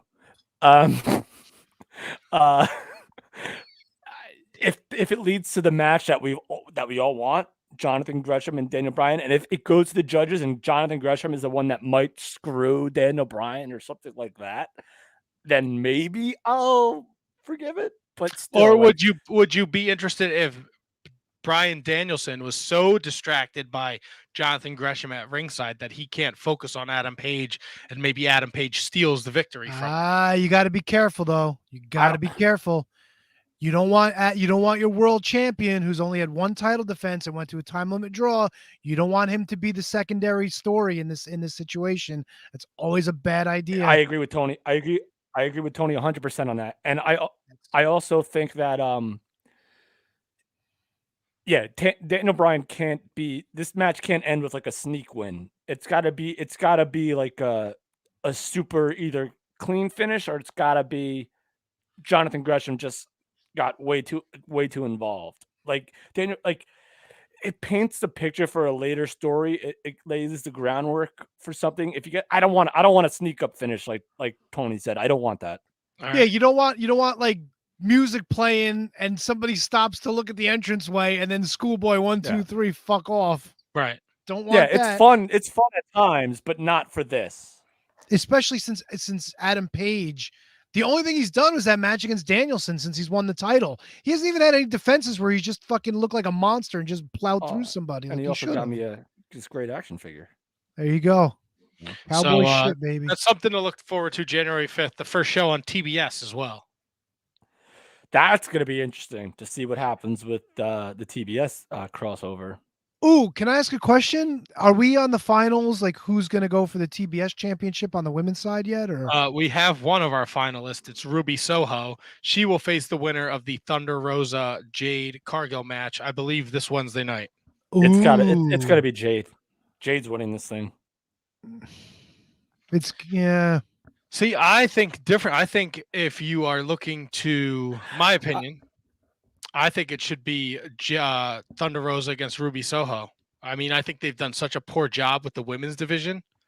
Look, Jade Cargill looks like $1 million, but she is greener than goose shit still. And I'm sure Thunder Rosa can carry her through a match, and maybe Ruby Soho can do the same thing. But your first move to TBS, I think you want to showcase 2 unbelievable women, almost like Owen Hart, Davey Boy Smith for the European title. I'm fucked. And then you could have Jade get involved somehow, and then she could chase the TBS champion. I just don't think she's. I don't think she should be the first. That's just me. I agree in terms of you want to have your 2 best workers in there, and clearly, I think other than maybe Britt, like the 2 best workers in AEW and Statlander are Ruby and Thunder Rosa. But if you want to like make an impact, and if you want to build a woman's star, it's got to be Jade. they've done too much. They've invested a lot in her, and I feel like they need to make it count first. Now, whether or not she hangs on to the belt for 6 months or 2 months or a week, whatever, that's fine. I just think, again, this is tale as old as time, as they say in the very, very classic movie Beauty and the Beast. The money's in the chase. So I think if you have Jade Cargill hold that belt with that slimy Mark Sterling behind her, you have Thunder, you have Ruby, you have Taya, you have all these women that can go after her. I just think you got to have her as the monster heel with that belt. Now, who's the current women's champion? It's still Britt, It's right? Britt. Yeah, it's Britt. All right. So then maybe if you want to have a baby face to counteract that, I'll give you that. But I think it's got to be Jade. Yeah. I know I said a lot there. I'm sorry. I don't know. I'm yeah, whatever. We'll have to wait and see All what right, happens. Tony. Great input, Tony. The thing I want to get Matt's opinion on, I understand that we have a new TNT champion. We do have a new TNT champion. So is this Cody's final, like, haha, you all fucking idiots, I'm not a babyface after all moment? Love it. I think it's fantastic. Love it. I'm with Matt. Love it. So fucking hated. Look, I get it. Why not? Right? I get it. And look, I know everyone's like, Cody Rhodes is the Triple H of AEW. He is. Come on. And here's why. And he won with the Tiger Driver, and he set it up like he was going to do the pedigree to make you think of Triple H, because that's why you think you hate him, and you don't hate him for the reasons you hate him. He's done nothing wrong to you. He's not Tony Khan. He doesn't book the shows, so you're hating him for all the wrong reasons. But he gave you a reason to hate him again, and I loved it. I liked it too. Look, at Greensboro, he's got ties with his family. He's definitely and I think again, he's got the title on him because he's going to put over either Scorpio Sky or Ethan Page. Kevin just goes, he didn't do anything to you. That's right. Listen, guys, feel it and feel it within yourself. I love it. That was an amazing line, by the way. I'm going to start using that when people get pissed off at wrestlers.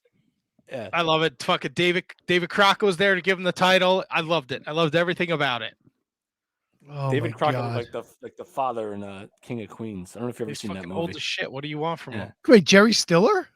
No, oh god, no. I'm sorry, no, not him. The hot chick's dad. No, Kevin James' dad. Looks exactly like him. Look him up. Kevin's making us look up a lot of people tonight. I ain't looking up shit anymore. I don't blame you. I'm sorry. I'm not looking up shit. You want all your AEW information? Tune into the Mark Order podcast Wednesday night. I got stuck in the freezing fucking cold Wednesday night, and then it turned into I'm a fucking Grinch and I don't want to do the show. So Aunt Money can suck a bag. How do you like them apples? Yeah, you know what? I mean, in Aunt Money's defense, he's not wrong. I mean, you know what? No, and he's always wrong. I mean, he's not wrong. He's not wrong. I mean, you know, poor him. If it wasn't for him and Ryan Schlong, it would just be Kate talking about Buster all night. Well, that's why I teamed up with him. That'd be a good move. Right, I fucking walked in the door at 10 o'clock. What do you think? I'm going to fucking sit down and do a podcast of something I didn't watch? Yeah, Mr. Matthew Birch has a great idea. TNT title's going to go to Hook, and the world's going to celebrate. No. Everyone loves Hook. Listen, I like Hook too, until somebody floated on the social medias that Hook thinks he's fucking Road Warrior Hawk, no selling pile drivers. What the fuck, dude? Stop. It's Come fucking on, what do you wrestling mean in 2021. Everybody knows sells everything. Did you If guys everybody notice? sold everything, there'd be no wrestling. What's the point? Did you guys notice the camera angles that they did when Hook no sold and when Kyle O'Reilly debuted? They were the exact same camera angles. Like they the just, over the shoulder. Yeah. Yeah. I That's just a great thought that was angle. unique. Yeah, of course. It was a great angle when he fucking puts his arms out and then Hook all of a sudden stands up and he's got that look on his face. Listen, I'll never understand why Hook is over as much as he is. I understand why he's over. I just don't get it yet. And hopefully I'll see it soon. But Matt, you guys talk about AEW every week. What is Look, I just saw his debut match, and I can tell you right away One is probably the anticipation because this guy's just been in the background doing fuck all for like the past year or whatever it's been. Two, he's got a different look. He comes out with his hair fucking slopped all over the place. He's got the shorts on. He's got a good build. And three, he is, when I say smooth, Kev, get the butter out of the fridge. He's smooth like butter in there, dude. It's insane how smooth he is. It's just weird because he's not, and again, this is old school wrestling thinking, but hey, I'm almost 40 years old, so he's not the biggest guy. And I guess that's kind of what Taz was as well, not the biggest guy, but the AEW crowd loves him, and I feel like they gravitate to the weird. Like they gravitate to stuff that like pop fans won't gravitate to. And that's Hook. Hook is like all right, why do I like Hook? But Sure, all that's these other the same people reason like why Hook. fucking Danhausen is over. Yeah. It's the same reason why Joey Ryan was over before we found out he was a fucking sexual monster. Jerk. It's weird shit. I just don't like that they're calling the finisher Red Rum. I mean, I get it, but it's so fucking. It's Why? so dumb. What is that? Why is that, by the way? Just call it the Taz mission. It's your old man's finisher. Who gives a shit? Oh, Red Rum spelled backwards is murder. Yeah, it's murder. Haha, inside joke. Oh no, I get that, but is there a story behind why? No, Taz just said that's the name of the move. Okay. He just Brother, yeah. could be only one. Just dying. Only one Kata Hajime. That's the third time he's worked in a Taz fucking impression tonight. Hey, who's that over there? Is that Mantar? Is that Mantar over there? All right, Mantar, Brother. I got you. Hey, Kayla, let me ask you. You ever smell Hook's hair? That's a fucking serious question. I'm surprised you didn't ask her if she ever shit her pants. Ah, damn it. I gotta. We've had 2 interviews and you didn't get up to that. I think he was close and we cut him off. I think he was right there. I think because he caught so much shit from us saying that you like to play with yourself that he fucking backed off. That was a terrible great segment, joke. by the way. Why? Nothing wrong That with was, jacking that's off. a terrible thing to say. What? Everyone does it. Kev, you know what it is? Like when you Not every day. Talking to Kayla though, like Now it that you're feels, older. it feels like it feels weird asking shit like that. You know what I'm saying? Like, is Why? it just For me? who? I don't know. It's just maybe it's just me. I don't know. It is you. Well, she's No, kind of see, like, Kevin fucking fell off the wagon as soon as you said it too. I don't know what to tell you guys. I'm a fucking lunatic. I don't know what to tell you. It in fairness, it did enter my head, but I'm just like, yeah, I'm gonna let that one just kind of hit the speed bump and get there. Not Matt. Hey, Kevin, you're jerking off. To thy own self be true. to my own self be true. That's To a thy own t-shirt. self, right? Isn't that a Oh. Robin Williams thing? Yes, Oh, Robin no. Williams came up with that. No, in a movie of his. Yeah, Patch Adams said that. Oh, when he was the doctor? Jack. I believe it was Jack when he was a 40-year-old, When he had 5-year-old. progeria. He had fucking grown up progeria. How does that Yeah. work? Old progeria head. Pull a honey mustard on that thing and lick it off. I will say, Good Will Hunting is one of my favorite movies of all time. But anyway, Jack, yeah. Pageria Jack. Yeah, how do you like them apples?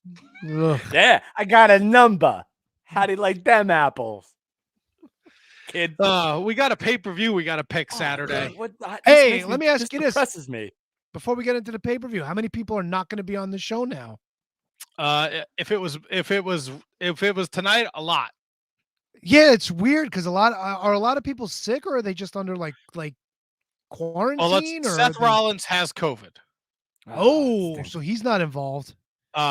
Last night they did a show at MSG. There was no Big E, no Seth Rollins, no Becky Lynch, no Bianca Belair, no Queen Zelina, no Bobby Lashley. In Tampa, That's the entire top of the card. In Tampa, they did a show. No Roman Reigns, no Shinsuke Nakamura, and no King Woods. Now, are these all just precautions, or are these people sick, or do we not know? Well, Seth Rollins has COVID, so that's him and Becky. Yeah, Becky's going to be gone too. Yeah. Right now, I don't know what the reports are. I don't know if it was we need these guys for Atlanta for this day one pay-per-view type of deal, but I don't know if any of them are at Raw either. You know, like that.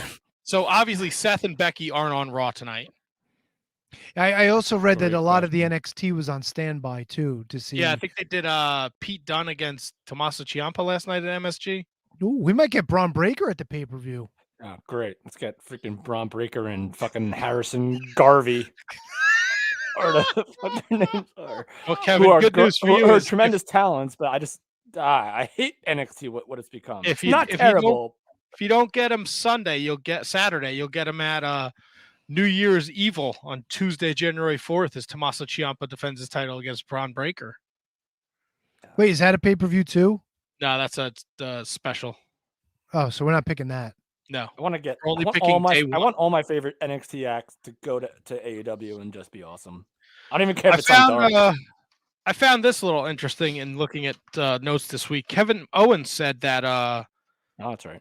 no one from Ring of Honor reached out to anyone from WWE about leaving a nice little comment to be played at Final Battle.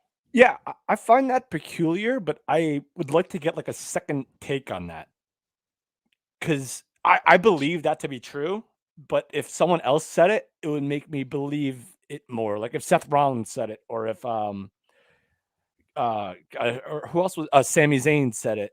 If someone else said it, like if you get two people saying the same thing, then you're more likely to believe it as opposed. But I still do believe Kevin Owens when he said that. So he was on a French podcast, and he said the answer is quite simple. Ring of Honor didn't ask any wrestlers from WWE to do it, nor contacted anyone at WWE.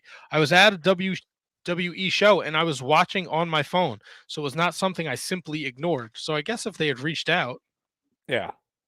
And I'm sure I'm sure if Kevin Owens said, "Hey, do you mind if we do this?" they wouldn't have had a problem with it.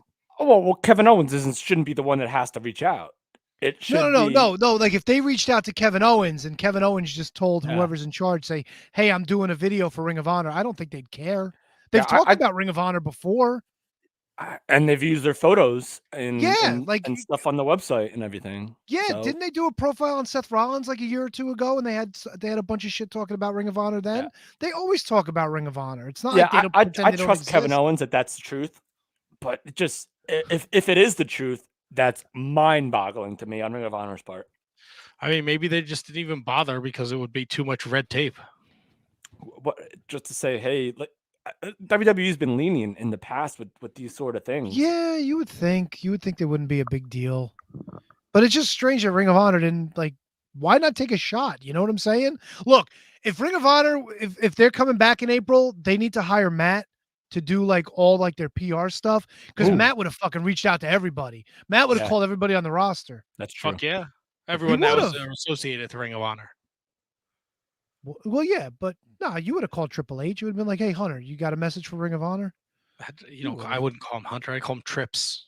Trips. There you go. Like, what's up? Hey, Trips, Matt from Ring of Honor. I call him Mr. H. Let me grab your ear for a second, big guy. Dude, that sounds great. Matt from Ring of Honor. Yeah, Holy I'd be like, how's the ticker, dude. buddy? Good? All right. Kev, that's our mission. Well? Kev, Great. wait, that's our mission for 2022. When Ring of Honor comes back, # get Matt a job at ROH. Listen, Matt, weren't you applying for a social media job with AEW or something like that, Matt? No. Didn't someone recommend you for that? I don't think so. If they did, I missed it. I thought that Kate may have said Matt, you should. Oh no, there was an opening for a job, and Kate said, Matt, you should still apply. And you made it. Busted Open was looking for something. Yeah, producers or something. You should do it. Nah, dude, Matt doing social whatchamacallit. No, be a board op. Fucking no, fuck the board op. Matt's a people person. Matt needs to be out and about moving and shaking. He's not. No, he is. Trust when it comes to this shit, dude. Yes, 100%. No, he's great Matt knows. With our guest. Matt knows how to be. He knows how to be a respectful pest. He's got a knack. This is the same person that says to wrestling fans, "Don't fucking talk to me." Yeah, but that's different. That's not Wrestling Matt moving fan. and shaking. Holy shit, dude! I would love for Matt to have a job at Ring of Honor. That would be I think so it'd be a great awesome. board op for a wrestling show for Busted Open. I think it'd be tremendous. Well, he'd do a better job than I would fucking up the intro music. I curse too much. I have a potty mouth. No, but the board op is not usually on the air. No, I'd want to be on the air though. Huh? I'd want to be on the air. All right. I got Matt needs to be on.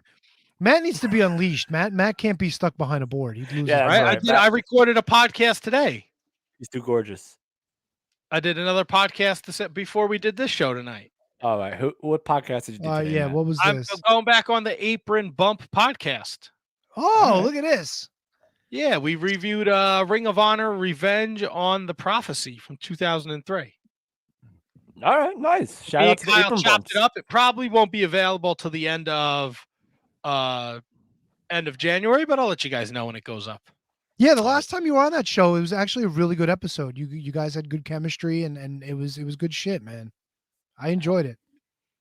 Those guys do a good job. Yep. So this is what day one looks like right now, boys. Day Just one-ish. a Saturday, January 1st, Roman Reigns, Brock Lesnar. Ugh. 4-way for the WWE Championship. Big E defends against Seth Rollins, Kevin Owens, and Bobby Lashley. Becky Lynch defends her Raw Women's Championship against Liv Morgan. SmackDown Tag Team Champs, the Usos, defend against the New Day. Edge versus The Miz. Drew McIntyre against Madcap Moss. What the fuck is a Madcap Moss? The Madcap He's, Moss. he's the moss you don't want on your lawn there, I guess. And the hip hop group Migos will make a special appearance. Just to Wait. Migos. What the fuck is a Madcap Moss and why are there three amigos on the show? All right, I appreciate the effort, Tony. I love the effort for the comedy. Madcap Come on, Moss you're is- laughing, bro. You're laughing. I am laughing. I'm with you. I am right there with you. Madcap Moss is Happy Corbin's cohort, and he's a big. He was Riddick Moss. Riddick Moss. There you go. Yep, that's who he was. Yeah. So why And is he then- Madcap now? I guess I don't know what the term madcap means, but I guess it's, I only remember it from cartoons like Madcap Antics, like something crazy or some shit like that. all right. So that's probably it. Is he crazy? No, he's just a happy, fun bad guy. He's Oh, like, hey, fuck yo, look at me. I'm a Hey, is Madcap Moss." Shorty G still in WWE? I think so. And I Yeah, think he's in a still tag with team with Otis. the Alpha Oh, that's right. Academy, He's the guy I with think. Otis. What are they Yeah. called, by the way? Do we know? The Alpha Academy. That's right. They actually had a That's good it. name for fucking two schlubs that shouldn't be together. Not that they're Two schlubs, but Here's a better they're- question: Is Jason Jordan still with the company as a producer? oh, you mean Kurt Angle's fifth kid? That's right. Well, if he's producing, news came down today that Raw tonight only had half the producers there because the other half got COVID. You have names? I don't have names. They didn't say the names. They just said half the. So usually they have about 12 producers at Raw. Tonight they have about half because of COVID. They also announced that COVID testing is no longer required. Wait, no longer required where? For vaccinated or for everyone? Fightful Select is reporting that WWE Performance Center talent was informed this past weekend that they are no longer being required to take COVID tests twice a week, which previously had been mandatory. Additionally, WWE main roster talent have been informed that weekly testing is not required. It is not known if this is a vaccination qualifier to that or not. Okay, And so then- we don't know the whole story yet. Yeah, I got more here. Hold on. Uh-oh. It has been confirmed that they are no longer testing talent for COVID. But what are But they testing them for the mumps? I don't know what they're testing them for. They said there are new rules that masks are mandatory backstage at all times, and there will be fines imposed for not just WWE talent but anyone backstage. The company did recommend but not mandate everyone get a booster. All right. I mean, this is where we are now. We have to. It's like I don't want to make this a COVID thing, but we have to move. We have to move on. Like these people, like this Omicron variant isn't as. It's more contagious, but it isn't as serious. So we just gotta keep going, and we gotta work. We gotta work through it. And I understand completely. why It they're doing is believed, and I'm the most protective COVID guy in the world, by the way. So it is believed the company is following CDC recommendations and shortening the quarantine time from 10 to 5 days. So those who tested positive and missed shows would be available for day one, provided the positive test took place Saturday or earlier, are likely to be available for day one show. See, so they are cutting stuff back. That's fine. Yeah, you have to move forward. I think David Stern said it, the NBA guy. They asked him if he was going to cancel. David Stern's been dead for a long time. David Silver? Adam Silver. Close. There I'm not you a go. basketball guy. But he said they asked him if he was going to cancel basketball games like the hockey, and he said, no, we have to move forward at some point. The whole hockey thing was just because they were still scheduled to go to the Olympics. So that's why I think that they canceled that. Now they're not going to Beijing for it. So I think that's all intertwined. But in the NXT department, let's move along here, boys. Love that department. It's my favorite store. A little banner up here. So New Year's Evil is taking place. There'll be a triple threat match. Mandy Rose will defend her NXT Women's Championship against Raquel Gonzalez and Cora Jade. I love Cora Jade. Okay. I love Mandy Rose. I love Raquel Gonzalez. Good on all of them. They will also be. Oh, sorry, Tony. It's like Kevin's fantasy threesome right there. They will also be unifying the North American Championship and the Cruiserweight Championship. How does that happen? Well, are we done with 20? Is 205 alive? Not alive anymore? No, 205 will still probably be just because of international rights. I'm guessing will still be a thing, but it just won't be a cruiserweight title thing. And I love the 205 live thing. I loved it. I love the cruiserweight division coming back, but now it's a different world. So if you're gonna just get rid of it and let Roderick Strong hold both belts. Matt, what's the match again? It's Roderick Strong versus Carmelo Hayes. Oh God, Carmelo Hayes is gonna win and he's gonna unite it. And all right, Kevin. Yep. Are you excited? Kevin was on board until he heard Carmelo Hayes, and then everything just went out the window. No, I like Carmelo Hayes. I just. Are you excited for Brian Kendrick's return to the ring? Oh God! I didn't know for this real? was happening. He's gonna wrestle that Harland, that Parker Bordeaux kid, that monster who's hanging around Joe Gacy. I still gotta watch that. I still gotta watch because he returned on NXT yesterday or 2 days ago, 3 days ago, 4 days ago, 5 days ago. I guess I don't know. Yeah, he returned on NXT, I guess, because I've responded to some tweets about it, and I love Brian Kendrick. He was taking a nap while he was on our show. I mean, he still made the call, so no, I love it. I give him credit for that. I give you Kendrick for that. So this week is Harlan, Brian Kendrick, Dexter Loomis, Grayson Waller, Raquel and Cora Jade against Gigi Dolan and JC Jane. All Contract right. signing, and Matt Riddle and MSK confront Imperium. So if you're into the NXT, that's for you.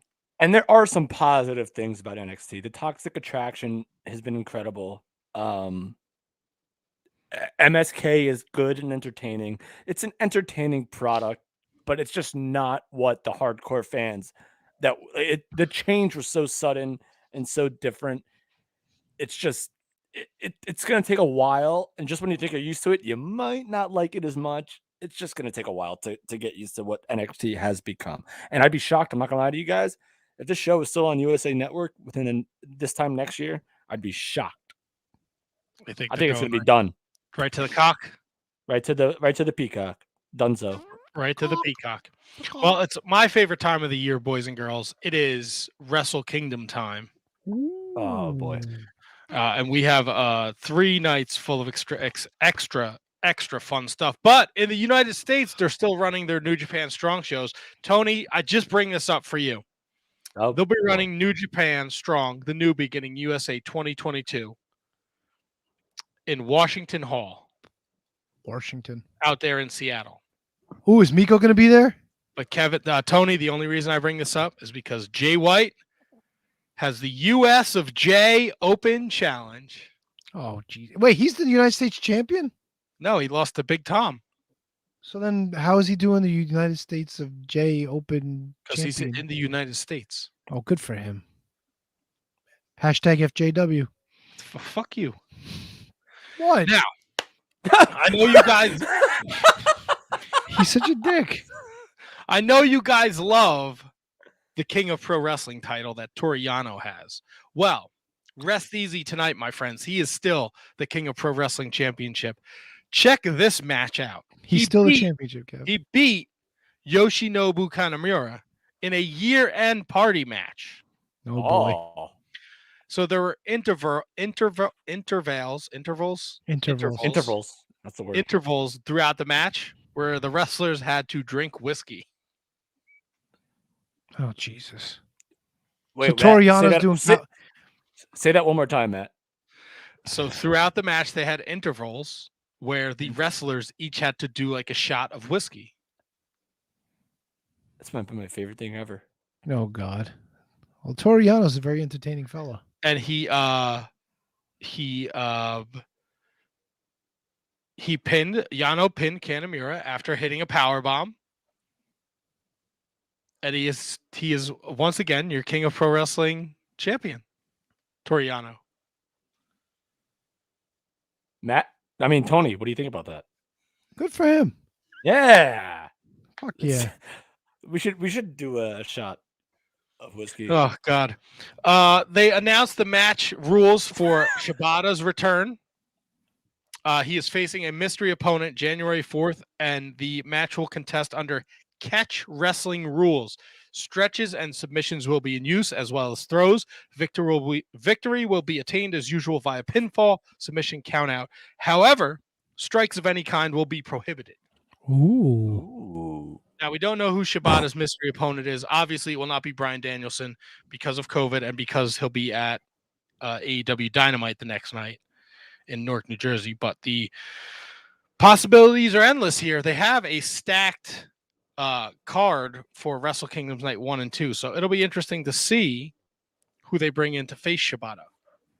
Shibata bread. This is what Night 1 of Wrestle Kingdom looks like. And we'll be picking this next week. Yes, next week. How and many this is all matches set, are on there, Matt? This is all set in stone. So Night 1 has Shingo versus Okada for the IWGP World Heavyweight Championship. Desperado, Hiromu Takahashi for the IWGP Junior Heavyweight Championship. Your IWGP tag team titles are on the line as the Dangerous Techers take on the team from Chaos of Hiroki Goto and Yoshihashi. Your Never Openweight champion Big Tom takes on Evil. Shibata against a mystery opponent. LIJ, Naito, Sanada, Bushi against Will Ospreay, Great Okan, and Jeff Cobb. Tony's fuckboy, Taguchi and Rocky Romero against Kenta. The older fuckboy. Taguchi and Rocky Romero versus Kenta, Ishimori, and El Fantasmo. Yo versus Sho. Yo. And then the New Japan Rambo Battle Royal will kick off the pre-show, but the 4 finalists move on to a 4-way the next night to determine the King of Pro Wrestling 2022 trophy winner. Night 2 gives us either Shingo or Okada against Ospreay. U.S. title, Kenta defends against old fuckboy Hiroshi Tanahashi. Naito, Jeff Cobb. Sanada, Great Okan. Never Openweight 6-man titles, Hiroki Goto, Yoshihashi, and Yo against Evil, Yujiro Takahashi, and Sho. Our King of Pro Wrestling 2022 trophy 4-way match. Our Stardom match, Mayu Iwatani and Starlight Kid against Tam Nakano and Saya Kamatani. Yep. Get that right? And your IWGP Junior Heavyweight title titles are on the line as Robbie Eagles and Tiger Mask defend against Taji Ishimori, El Fantasmo, Taguchi, and Rocky Romero. You guys are gonna have to Google all this shit.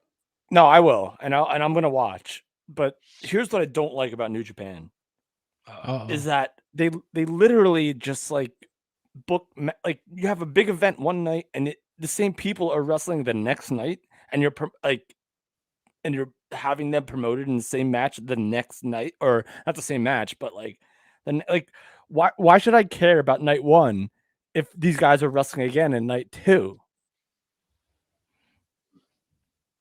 What do you mean?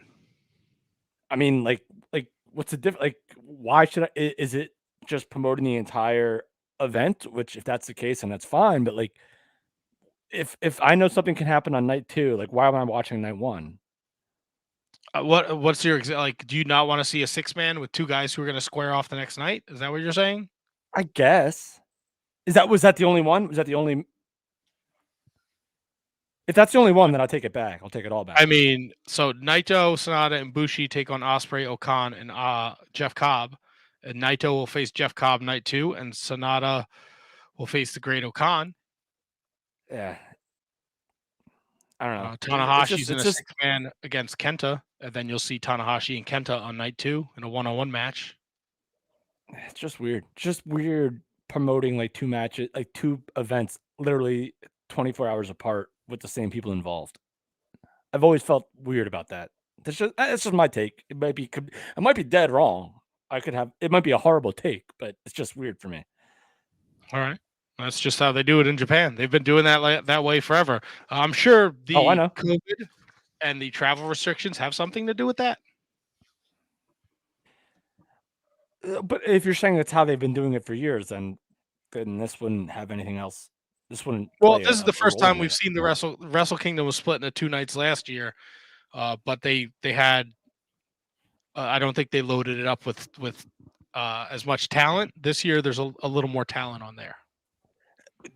Last year was the only time Wrestle Kingdom was 2 days in a row. No, last year was the first year with the COVID. Oh, okay, gotcha. Yeah, the year before that it was 2 nights when Fuckboy won the title. No, when Naito won the title. Excuse me. Who's Fuckboy? Ibushi. Take your pick. Tony's. Oh, maybe Kota Ibushi is going to be the X because he's not on this card at all. All righty. We'll have to wait and see. No, listen. I always get intrigued about New Japan this time of year, Matt. Like literally, no disrespect. This is the only time where I truly love New Japan Pro Wrestling, and it's the only time I really watch it. So I'm excited about Wrestle Kingdom, 100%. As am I, Tony. How are you feeling about Wrestle Kingdom? I can't wait. I'm looking forward to it. It's Tony like the can't same wait. Sarcastic response. Don't take that down. There's nothing to talk about. Impact.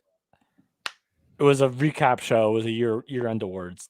Take it down. Well, we are on the road to Hard to Kill, and you Oh, mentioned he's gonna- before Jonathan Gresham is defending the Ring of Honor Pure title against Chris Sabin.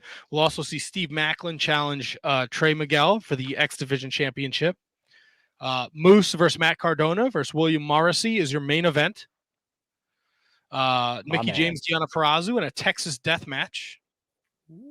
The Inspiration against the Influence, which is Madison Rayne and Tennille Dashwood for the Impact Knockouts title. Good for them. There's a Women's Ultimate X match with Lady Frost, Rosemary, Jordan Grace, Tasha Steeles, Chelsea Green, and Rachel Ellering. Why? What do you mean? Why? Why what? Why an Ultimate X match? It's the 'Cause it'll be first the one in first women's ever. wrestling history in Impact. But why? Why not?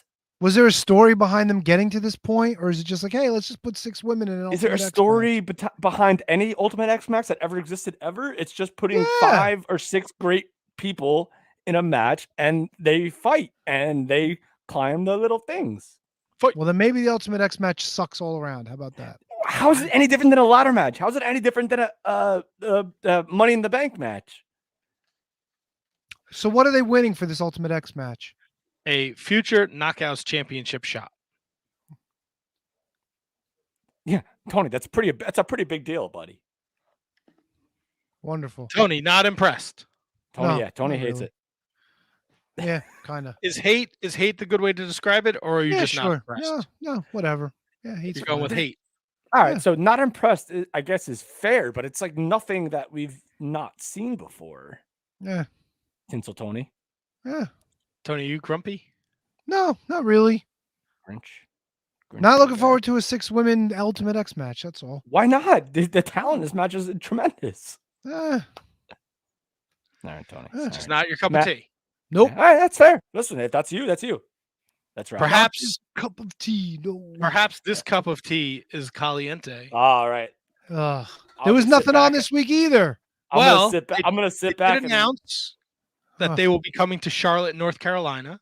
Woo! And we will get a new digital series called Decoded that will premiere this Thursday.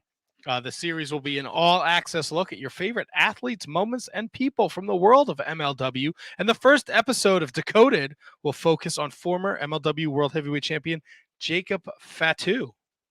Well, they're pushing him now to be the next babyface behind Hammerstone, so kind of makes sense. Does that excite your loins? I mean, will I watch it? Probably. Is it going to do anything for me? It depends on the production, what they really get into. I don't know. I mean, I'm interested. I'm not like, holy shit, decoded. What the, All right, fair enough. They're new in-ring content, Tony. You have another week without MLW.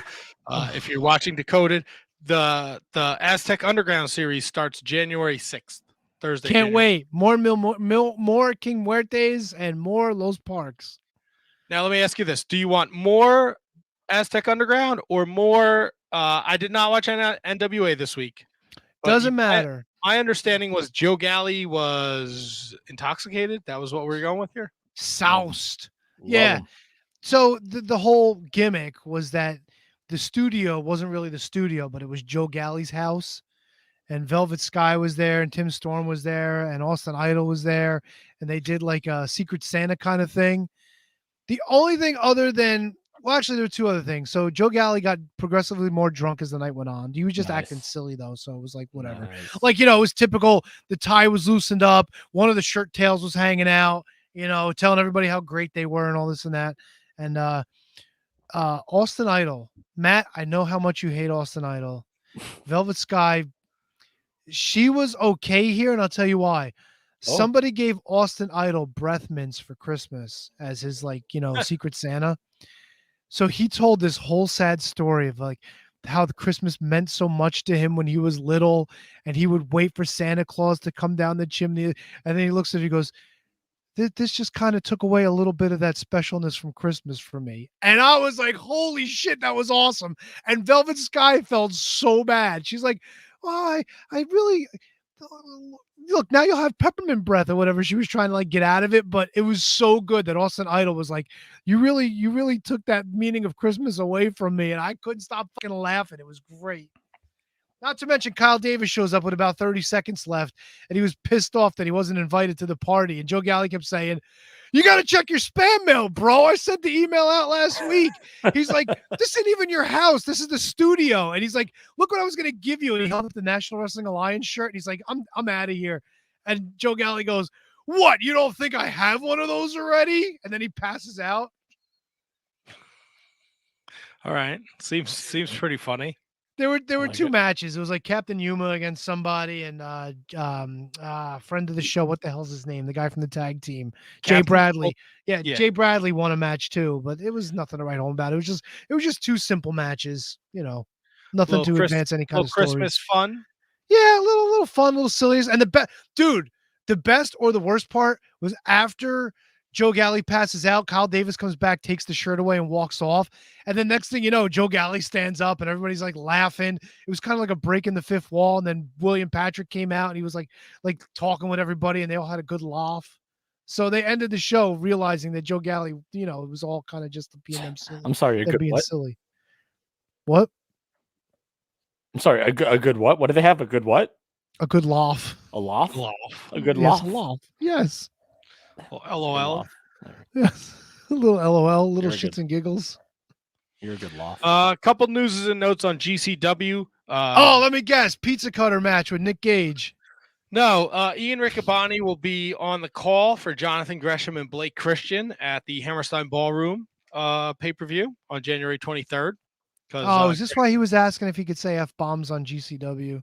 Gresham will be defending his Ring of Honor World Championship there, if he still has it, after he defends it against Chris Sabin and Too Cold Scorpion. Oh, shit. So he'll be defending it at GCW Say You Will on January 15th. So let's talk about this. Let's talk about how these Ring of Honor, and we talked about it a little bit with Vincent, the fact that the Ring of Honor belts are still going to be defended in other companies. It's kind of remarkable. Well, the only one we've been seeing defended is the Ring of Honor World Championship right now. Yeah, but it lends to believe that the others are going to as well. Right? I don't know. Gresham is quick to jump on it. I know Bandito will be appearing at Terminus, and he will be defending his Ring of Honor World Championship against Baron Black. We should have a ladder match between Gresham and Bandito with both Ring of Honor titles above their, like Shawn Michaels, Razor Ramon. Oh boy. Style. Other GCW news: Joey Janela will be wrestling Scotty 2 Hottie on New Year's Day at GCW's Die for This.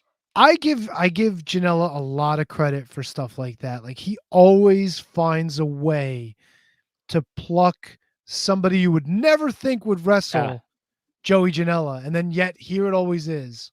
I Good for think him. that's more of a credit, and I believe in Joey so much, but GCW in general, like Scott Taylor is wrestling, Scotty 2 Hottie is wrestling in GCW. Like, who would have ever thought that? But he's like the perfect fit for GCW for some reason. Like, I don't know why. Maybe it's because they booked him, and maybe it's like post thinking. But like the worm is going to be so over when he does it in front of that crowd. I mean, they're going to eat look that at- shit look- up. look at like they don't book everyone that gets released.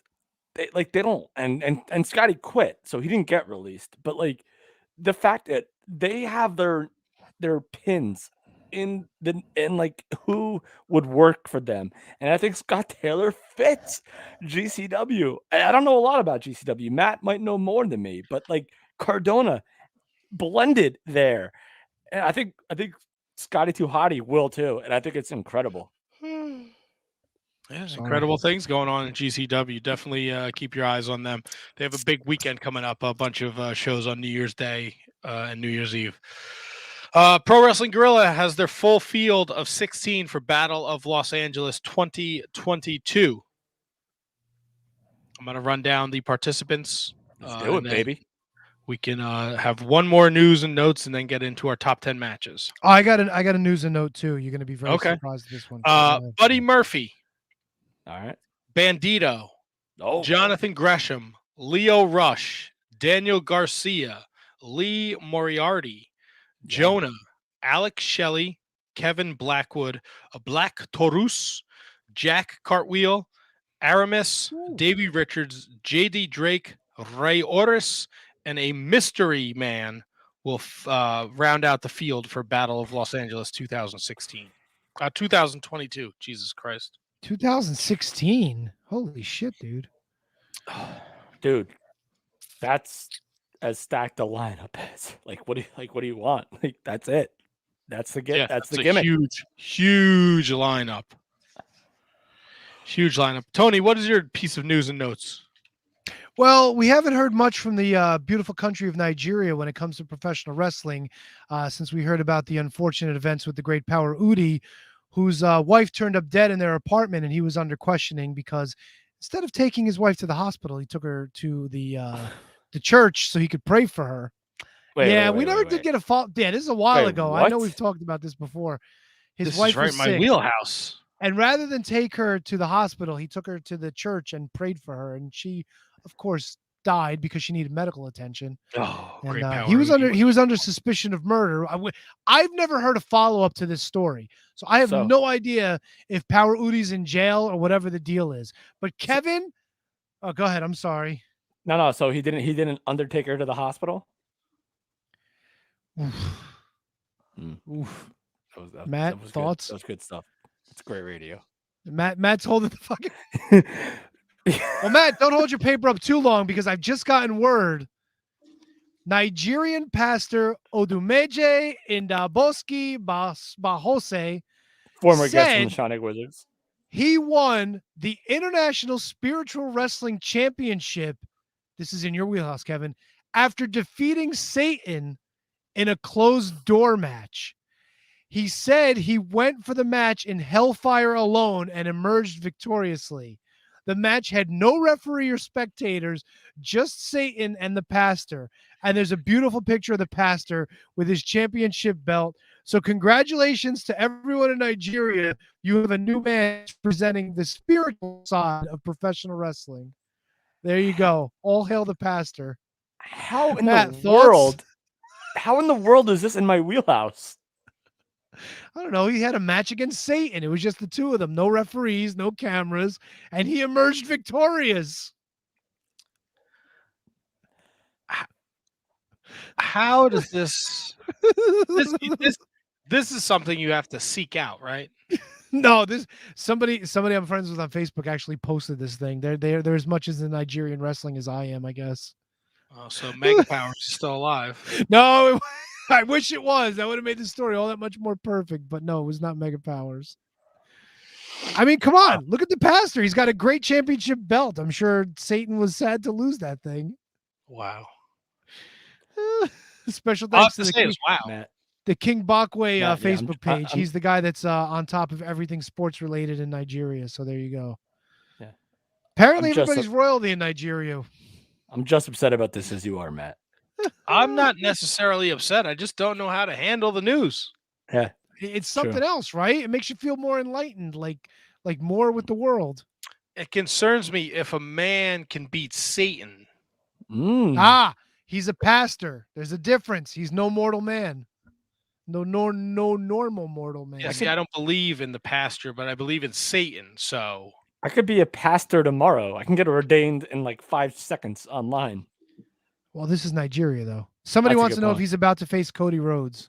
Who? That guy also survived fire. What are you saying? Somebody in the comments wrote, "Is he about to face Cody Rhodes?" That guy also survived fire. Oh, you mean like in the comments to what you're reading? Yes.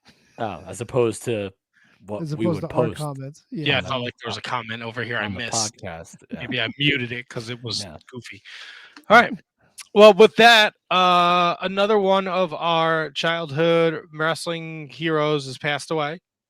Michael James Penzel. Sorry, Satan was in my ear. Best known as Corporal Kirshner. Yeah. Passed away at the age of 64. Yeah, one of the first LJN figures I ever got, and I'm not gonna pretend like I was super up to date with Corporal Kirshner in the 80s. I wasn't, but I would go back and watch the flag match with him and Nikolai Volkov and the stuff that he did. He was actually in my LJN Fig Fed back in like 1990. Him and Roddy Piper were tag team partners, and I have it upstairs. I have the Corporal Kirshner figure, and I absolutely adored it. And it was probably one of the most toyetic wrestling figures of all time. Can't say that I watched a whole lot of Corporal Kirshner, but I just know that like because of that figure, that I enjoyed a hell of them. So R.I.P. Corporal Kirshner, and had a great second act as Leatherface in Japan. So guy did well. Matt, I got to ask you about that. Didn't during his stint as Leatherface, didn't he put a bed of nails on top of like Lamana Manumi or Deadly Fred and like start stomping on it? Yeah, it's the Prime Minister of Nigeria. Oh my God. Kate the Great Hensler, always a shit stir. Tony, Danielson and Cole is fine. Also, Tony, very invested in Nigeria and Satan. Listen, Kate, what can I tell you? I'm a man of distinct and eclectic desires and tastes when it comes to pro wrestling. I hate that you're smarter and funnier than me. I hate it. I hate it all. Sounds like a personal problem there. Yeah. Hey, come on! But if you know the early days of the show, we've learned the history of the Great Power Udi, who won his championship and his powers from the Great Power Mike before him, and Nigeria's been looking for a leader ever since. And I think the fine pastor is on his way to immortality, as they say. That's what they say. There you go. I'm not following that guy. Yeah. No. The pastor? Yeah. I have Dude, he one- went into hell and he defeated Satan, bro. Come on. He didn't defeat Satan. Did Vince McMahon beat God? No. This guy beat Satan. That's He worth did not something. beat Satan. There were no fans. There was no referees. There was nothing. He just came. He probably went to fucking Belts by Dan, ordered a fucking championship belt, had it shipped to Nigeria years ago because of COVID. It took forever to get there. Now he's got a belt. Everyone thinks he's fucking Jimmy Crack Corn famous. He's And you walking don't around care. with his goddamn fucking belt and he's telling fibs. Jimmy Crack Corn. Bunch of bullshit, hogwash, Nigerian nonsense. Hogwash. Hogwash. Hogwash Nigerian nonsense. That's right. That's a college that people from Harry Potter didn't get into. Instead of Hogwarts, they went to Hogwash. Hogwash. Hogwash. Hogwash. What are you doing, Matt? I'm moving things around. There He's you go. moving and shaking. Matt, I'm actually very impressed that we only had one Nelly appearance tonight. You know what? I've been letting Nelly kind of do her thing. She popped open the door up here, and she's been exploring the house and hasn't been attacked by Muda, so maybe she tired herself out. All right, that works. Yeah, there you go. I mean, I miss her butt, but that's just me. Kevin, I can take care of that in the messages, buddy. Nope. I'll send as many No cat problem. whole pictures as you want. As long as you don't. send Brian Knobs' picture in the middle of them, that'd be awesome. So as we wind 2021 down, I pose the question to you fellas, because I don't think we've ever done this. Top 10 matches of 2021. Don't ask 20 me, when? Don't ask me why I said it like that. Matt, we know why you said it like that because you 20 can't when? speak. Yep. It's also true. I cannot speak. So we took a couple days, and I'd like to think the three of us composed a list of our top 10 matches from 2021. Who wants to kick off this fun little discussion? I mean, I Kevin guess does. I will, I guess, unless Tony wants to. All right. Matt, you want to? Oh, damn it. I didn't want to do that. You raised your hand. No, I was doing this. I can't. I closed the screen. Hold on. Wait, what did you do? Oh, What I did was you doing do? that. Kevin's top 10 matches of 2021. All right, here we go. Are we doing? It's not a guessing game, right? We're just listening. No, it's not a Oh, guess. God, no. I want the show to end at a reasonable hour. Ah, shut up, Tony. We're recording again tomorrow at 1:00 in the afternoon. Starting early so we could finish early. All right. Tried. So my number 10 is Josh Alexander versus Christian Cage for the Impact Wrestling Championship at Bound for Glory. Now, granted, the ending wasn't the best. Like what we saw after the fact wasn't the greatest, but I absolutely love that match. Josh Alexander winning the Impact Championship is my number 10. Thoughts? I like it's a good pick. It was a great match. The story was there. They told a great story. Yeah. All right. So I'll just run through them all. My number 9 is from Final Battle, December 11th, the Briscoes versus OGK. Ooh. Absolutely love that match. Maybe a little bit of recency bias, but I have such an affinity for all 4 people in this match that I just absolutely loved it, and I had to include it in my top 10. Number 8 is Kyle O'Reilly versus Adam Cole at the Great American Bash NXT show. I mean, come on, Kyle O'Reilly, Adam Cole, what they're doing now together again is just incredible. But this match was, if go back and watch it, it was super awesome. Number 7 is also a show from Final Battle, 2021. Shane Taylor versus Kenny King. I absolutely love this match. The hardcoreness of it, the anything goes atmosphere that was just clearly involved in it was just super fun, and it was incredible. Again, a lot of this is recency bias, and there's probably a lot of matches that I'm forgetting, but let's just go right down to number 6. Deonna Purrazzo versus Mickie James for the Women's Knockouts Championship at Bound for Glory. Mickie James defeats Deonna Purrazzo. I'm just a fan of both of these women so much, so I absolutely love that match, and I think it should be shared everywhere. Number 5, you guys will probably have this. I'm sure Matt will have this on his list, probably a little bit higher, but Lucha Brothers versus the Young Bucks at All Out. Absolutely, it's completely different match of a wrestling match. Crash, bang, boom, bingity bong. Loved it all. So good. Number 4, Thunder Rosa versus Britt Baker at St. Patrick's Day Slam. That's the Bloody Britt Baker match. I think it was incredible. And it was just so good. And I'm pulling these all out like from my head, which stinks. Number 3, you ready for this one, boys? Yes. Matt Cardona versus Nick Gage. Matt Cardona winning the GCW World Heavyweight Championship at Homecoming. So that's my number 3 on this list. Number 2, Kenny Omega, Bryan Danielson, Dynamite draw. Loved it. I was watching it. I was babysitting my nieces, but they were asleep, so I was able to watch this, drink some White Claws. Absolutely loved it. And number 1, Sasha Banks, Bianca Belair, WrestleMania main event. Just the moment was too epic. it had to be number one for me. I loved the match. I loved what it meant for wrestling. And so that's why it's number one. So Sasha Banks, Bianca Belair, main event WrestleMania. That's my top 10. I like that number one, dude. I really do. I hate that number three, but I like that number one. I typed it in as a rib. Look, it's fair enough. Like these are matches I've seen, so you're not going to see. I didn't match any of mine with yours, and I'm probably going to maybe match one or two with Matt, but we'll see what happens when we get there. I didn't see any of your faces, by the way. Like, what did you guys cringe at more? Any of them or what? No, just that number three. I had I my was notes like, really, on the screen. No, you were fine. You were fine. Kate actually found all of Tony's picks. Satan versus Pasture, Part 1, Part 2, Part 3, Part 5, Part 4. If only I had a crystal ball, Kate, I'd be able to see into the future and see how the rematches go. No, I like your top 10 list, Kevin. It was good. It covered a bunch of different promotions, and we had a couple of the same matches, me and you. Oh, so all right. So I'm sure Matt and I will match as well, but unfortunately I did not match any with Kevin. My number 10, Nick Aldis, NWA Championship versus Aaron Stevens from Back for the Attack, March 21st, 2021. Stevens was coming back. The NWA was coming back.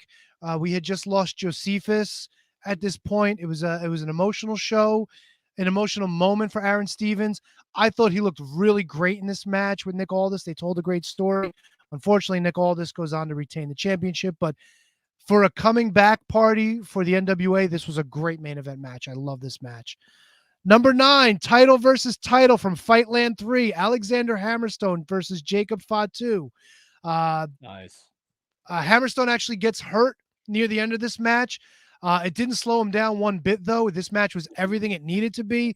It had the hype around it. It was broadcast on TV. And Alexander Hammerstone, after a near 2-year chase, becomes your new MLW World Champion. That was October 2nd, 2021. Number 8, the only other NWA match I think I have on the list, Camille defeating Serena Deeb for the NWA Women's Championship at When Our Shadows Fall, June 6, 2021. Serena Deeb was amazing in this match. Yeah. Camille admittedly is still green. She's gone on to have great matches with like legit Layla and Melina after this, but what a coming out party for her. And Serena was like the greatest opponent she could have had. Awesome match. Number 7 from All Out 2021, CM Punk versus Darby Allin. You would think CM Punk would have showed a little more ring rust in this match. That wasn't the case. He worked well with Darby Allin, and Darby Allin is a bump machine. When he flies through those ropes, he's not setting anything up. He's not looking for timing. He just throws himself like a fucking missile, and whatever he hits, he takes down with him. This was a great match and a great welcome back for CM Punk. That was September 7th of this year. Number 6, from WWE WrestleMania Backlash for the Universal Championship, Roman Reigns versus Cesaro. This fucker came out of nowhere. Cesaro was built up once again, and people were really starting to feel for me. Unfortunately, he came up short, but this was a hell of a match, and I don't think enough people talk about this even this late in the year. That was from May 16th. Number 5, Roman Reigns in his second appearance, the triple threat match from WrestleMania 37 Night 2 against Edge, Jesus, I get like Matt now, and Daniel Bryan. This was another great match, and everybody thought like maybe Daniel Bryan was going to win. They started playing around with like who was the face, who was the heel. Still didn't take away from a great triple threat match. I know a lot of people don't like him at WrestleMania, but this one actually worked for me. Number 4, New Japan Pro Wrestling, Wrestle Kingdom 15, Night 2 for the Never Openweight Championship. Shingo Takagi takes on Jeff Cobb. Holy fuck. This stole the show for Night 2, and I remember it just like it was yesterday. They beat the piss out of each other. It was an amazing match. That was from back in January 5th. Number 3, we're going back to AEW. MJF versus Darby Allin from Full Gear from November 13th. This was another amazing match. Yeah, Two guys. Match. I mean, Darby Allin, like I said, he's a bump machine. MJF is just in another world. He should not be this good at this point in his career, but he is. The story was great. The match was great. It's tops on a lot of people's list. Number 3 on my list. Number 2, going back to New Japan, Tetsuya Naito versus Kota Ibushi, title for title, Wrestle Kingdom 15 Night 1. Back from January 4th. What can I say? He's my fuck boy. It was his big coming out party. Son of a bitch had 2 championships. I know a lot of people gave him shit about 25 hours in a day and all this and that, but for 2 fucking stalwarts of New Japan having this great of a match to finish off Night 1, amazing. And my number one. I had never seen these guys wrestle before until I watched them on this show, and this was fucking off the charts, blew the roof off the place. Ilja Dragunov takes on Walter for the NXT UK Championship and defeats him. Boy, you want to talk about chop meat chests on this one. This was fucking great. And Walter, being as a big fucking moose as he is, what a match he worked. These guys told a great story. The underdog finally pulls it out. We got a new NXT UK champion. That was back on August 22nd, TakeOver 36. That's my list. From what I saw, I think that's a hell of a list. It's a great list. Both of you guys with great lists. Matt, I feel like that Walter Dragunov match is going to be on your list too. I feel like Kevin, me and you had 3 of the same, and Tony, me and you had 2. All right.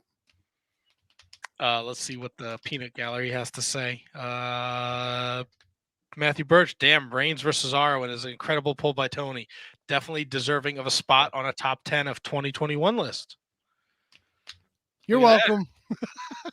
What else we got? All right, let's see if I can fill in a couple blanks here for you guys. Number 10, Kevin had this on his list from Ring of Honor's Final Battle. OGK against the Briscoes, just a fitting way for Ring of Honor to kind of end their existence as we know it. End of an era. The Briscoes and OGK put everything on the line during this match. It was fucking bonkers city. Number 9 for me is actually from Impact Wrestling, the Josh Alexander TJP Iron Man match. Yes, and that was because they did that on BTI and continued it on to Impact. I thought about that too, very much. Yeah, so. This is a awesome match. Definitely, if you're looking to watch something from Impact, definitely go out of your way. Definitely check out the matches Kevin mentioned too. Impact had a lot of sneaky sleeper bangers this year. I know Tony likes when I say banger, so I'll throw that out there. Number 8, Tony had it on his list as well for me. Roman Reigns versus Edge versus Daniel Bryan from WrestleMania 37. I thought the story was great. These guys busted it all in the ring, and I thought they just told a great story. So that made it to my list at number 8. Number 7, we go to New Japan Pro Wrestling G1 Climax 31. Shingo Takagi, Big Tom Ishii. Kind of in the same vein as Tony's Jeff Cobb, Shingo Takagi. These guys beat the fucking dog shit out of each other, and just a hard-hitting, strong style match. Definitely would recommend it if you're looking for a little kick-ass action there. Number 6 for me and Kevin had it. Thunder Rosa, Britt Baker, unsanctioned, lights out. Fucking man, what a match for both these ladies. It was that St. Patrick's Day show, right, Matt? Yes. Okay. Yeah. So that was number 6 for me. Well, I mean, what more can you say, right?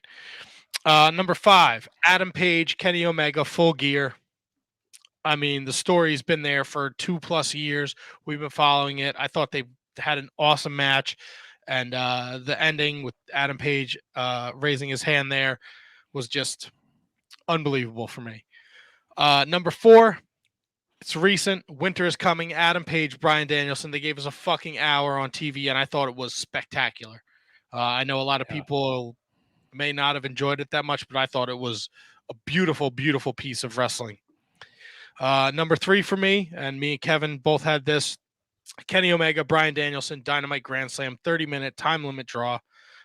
It was the dream match we've all been waiting for, and we finally got it, and they delivered, and they gave us just enough where we want more, and I don't think the story is done there with those guys. Number 2 is Tony's number 1, Walter versus Dragunov, NXT TakeOver 36. I mean, Tony said it. These guys beat the fucking dog shit out of each other. It's a great wrestling match. I highly recommend you check it out. And my number 1 from Wrestle Kingdom 15, night 1, even though he lost, Kota Ibushi, Jay White. What a fucking match. What a story. I said it when they had it at the beginning of the year that I thought it was going to be match of the year, and I'm very biased because I love Jay White no matter what Tony says, but it was my favorite match of the year, and I watched a lot of fucking wrestling.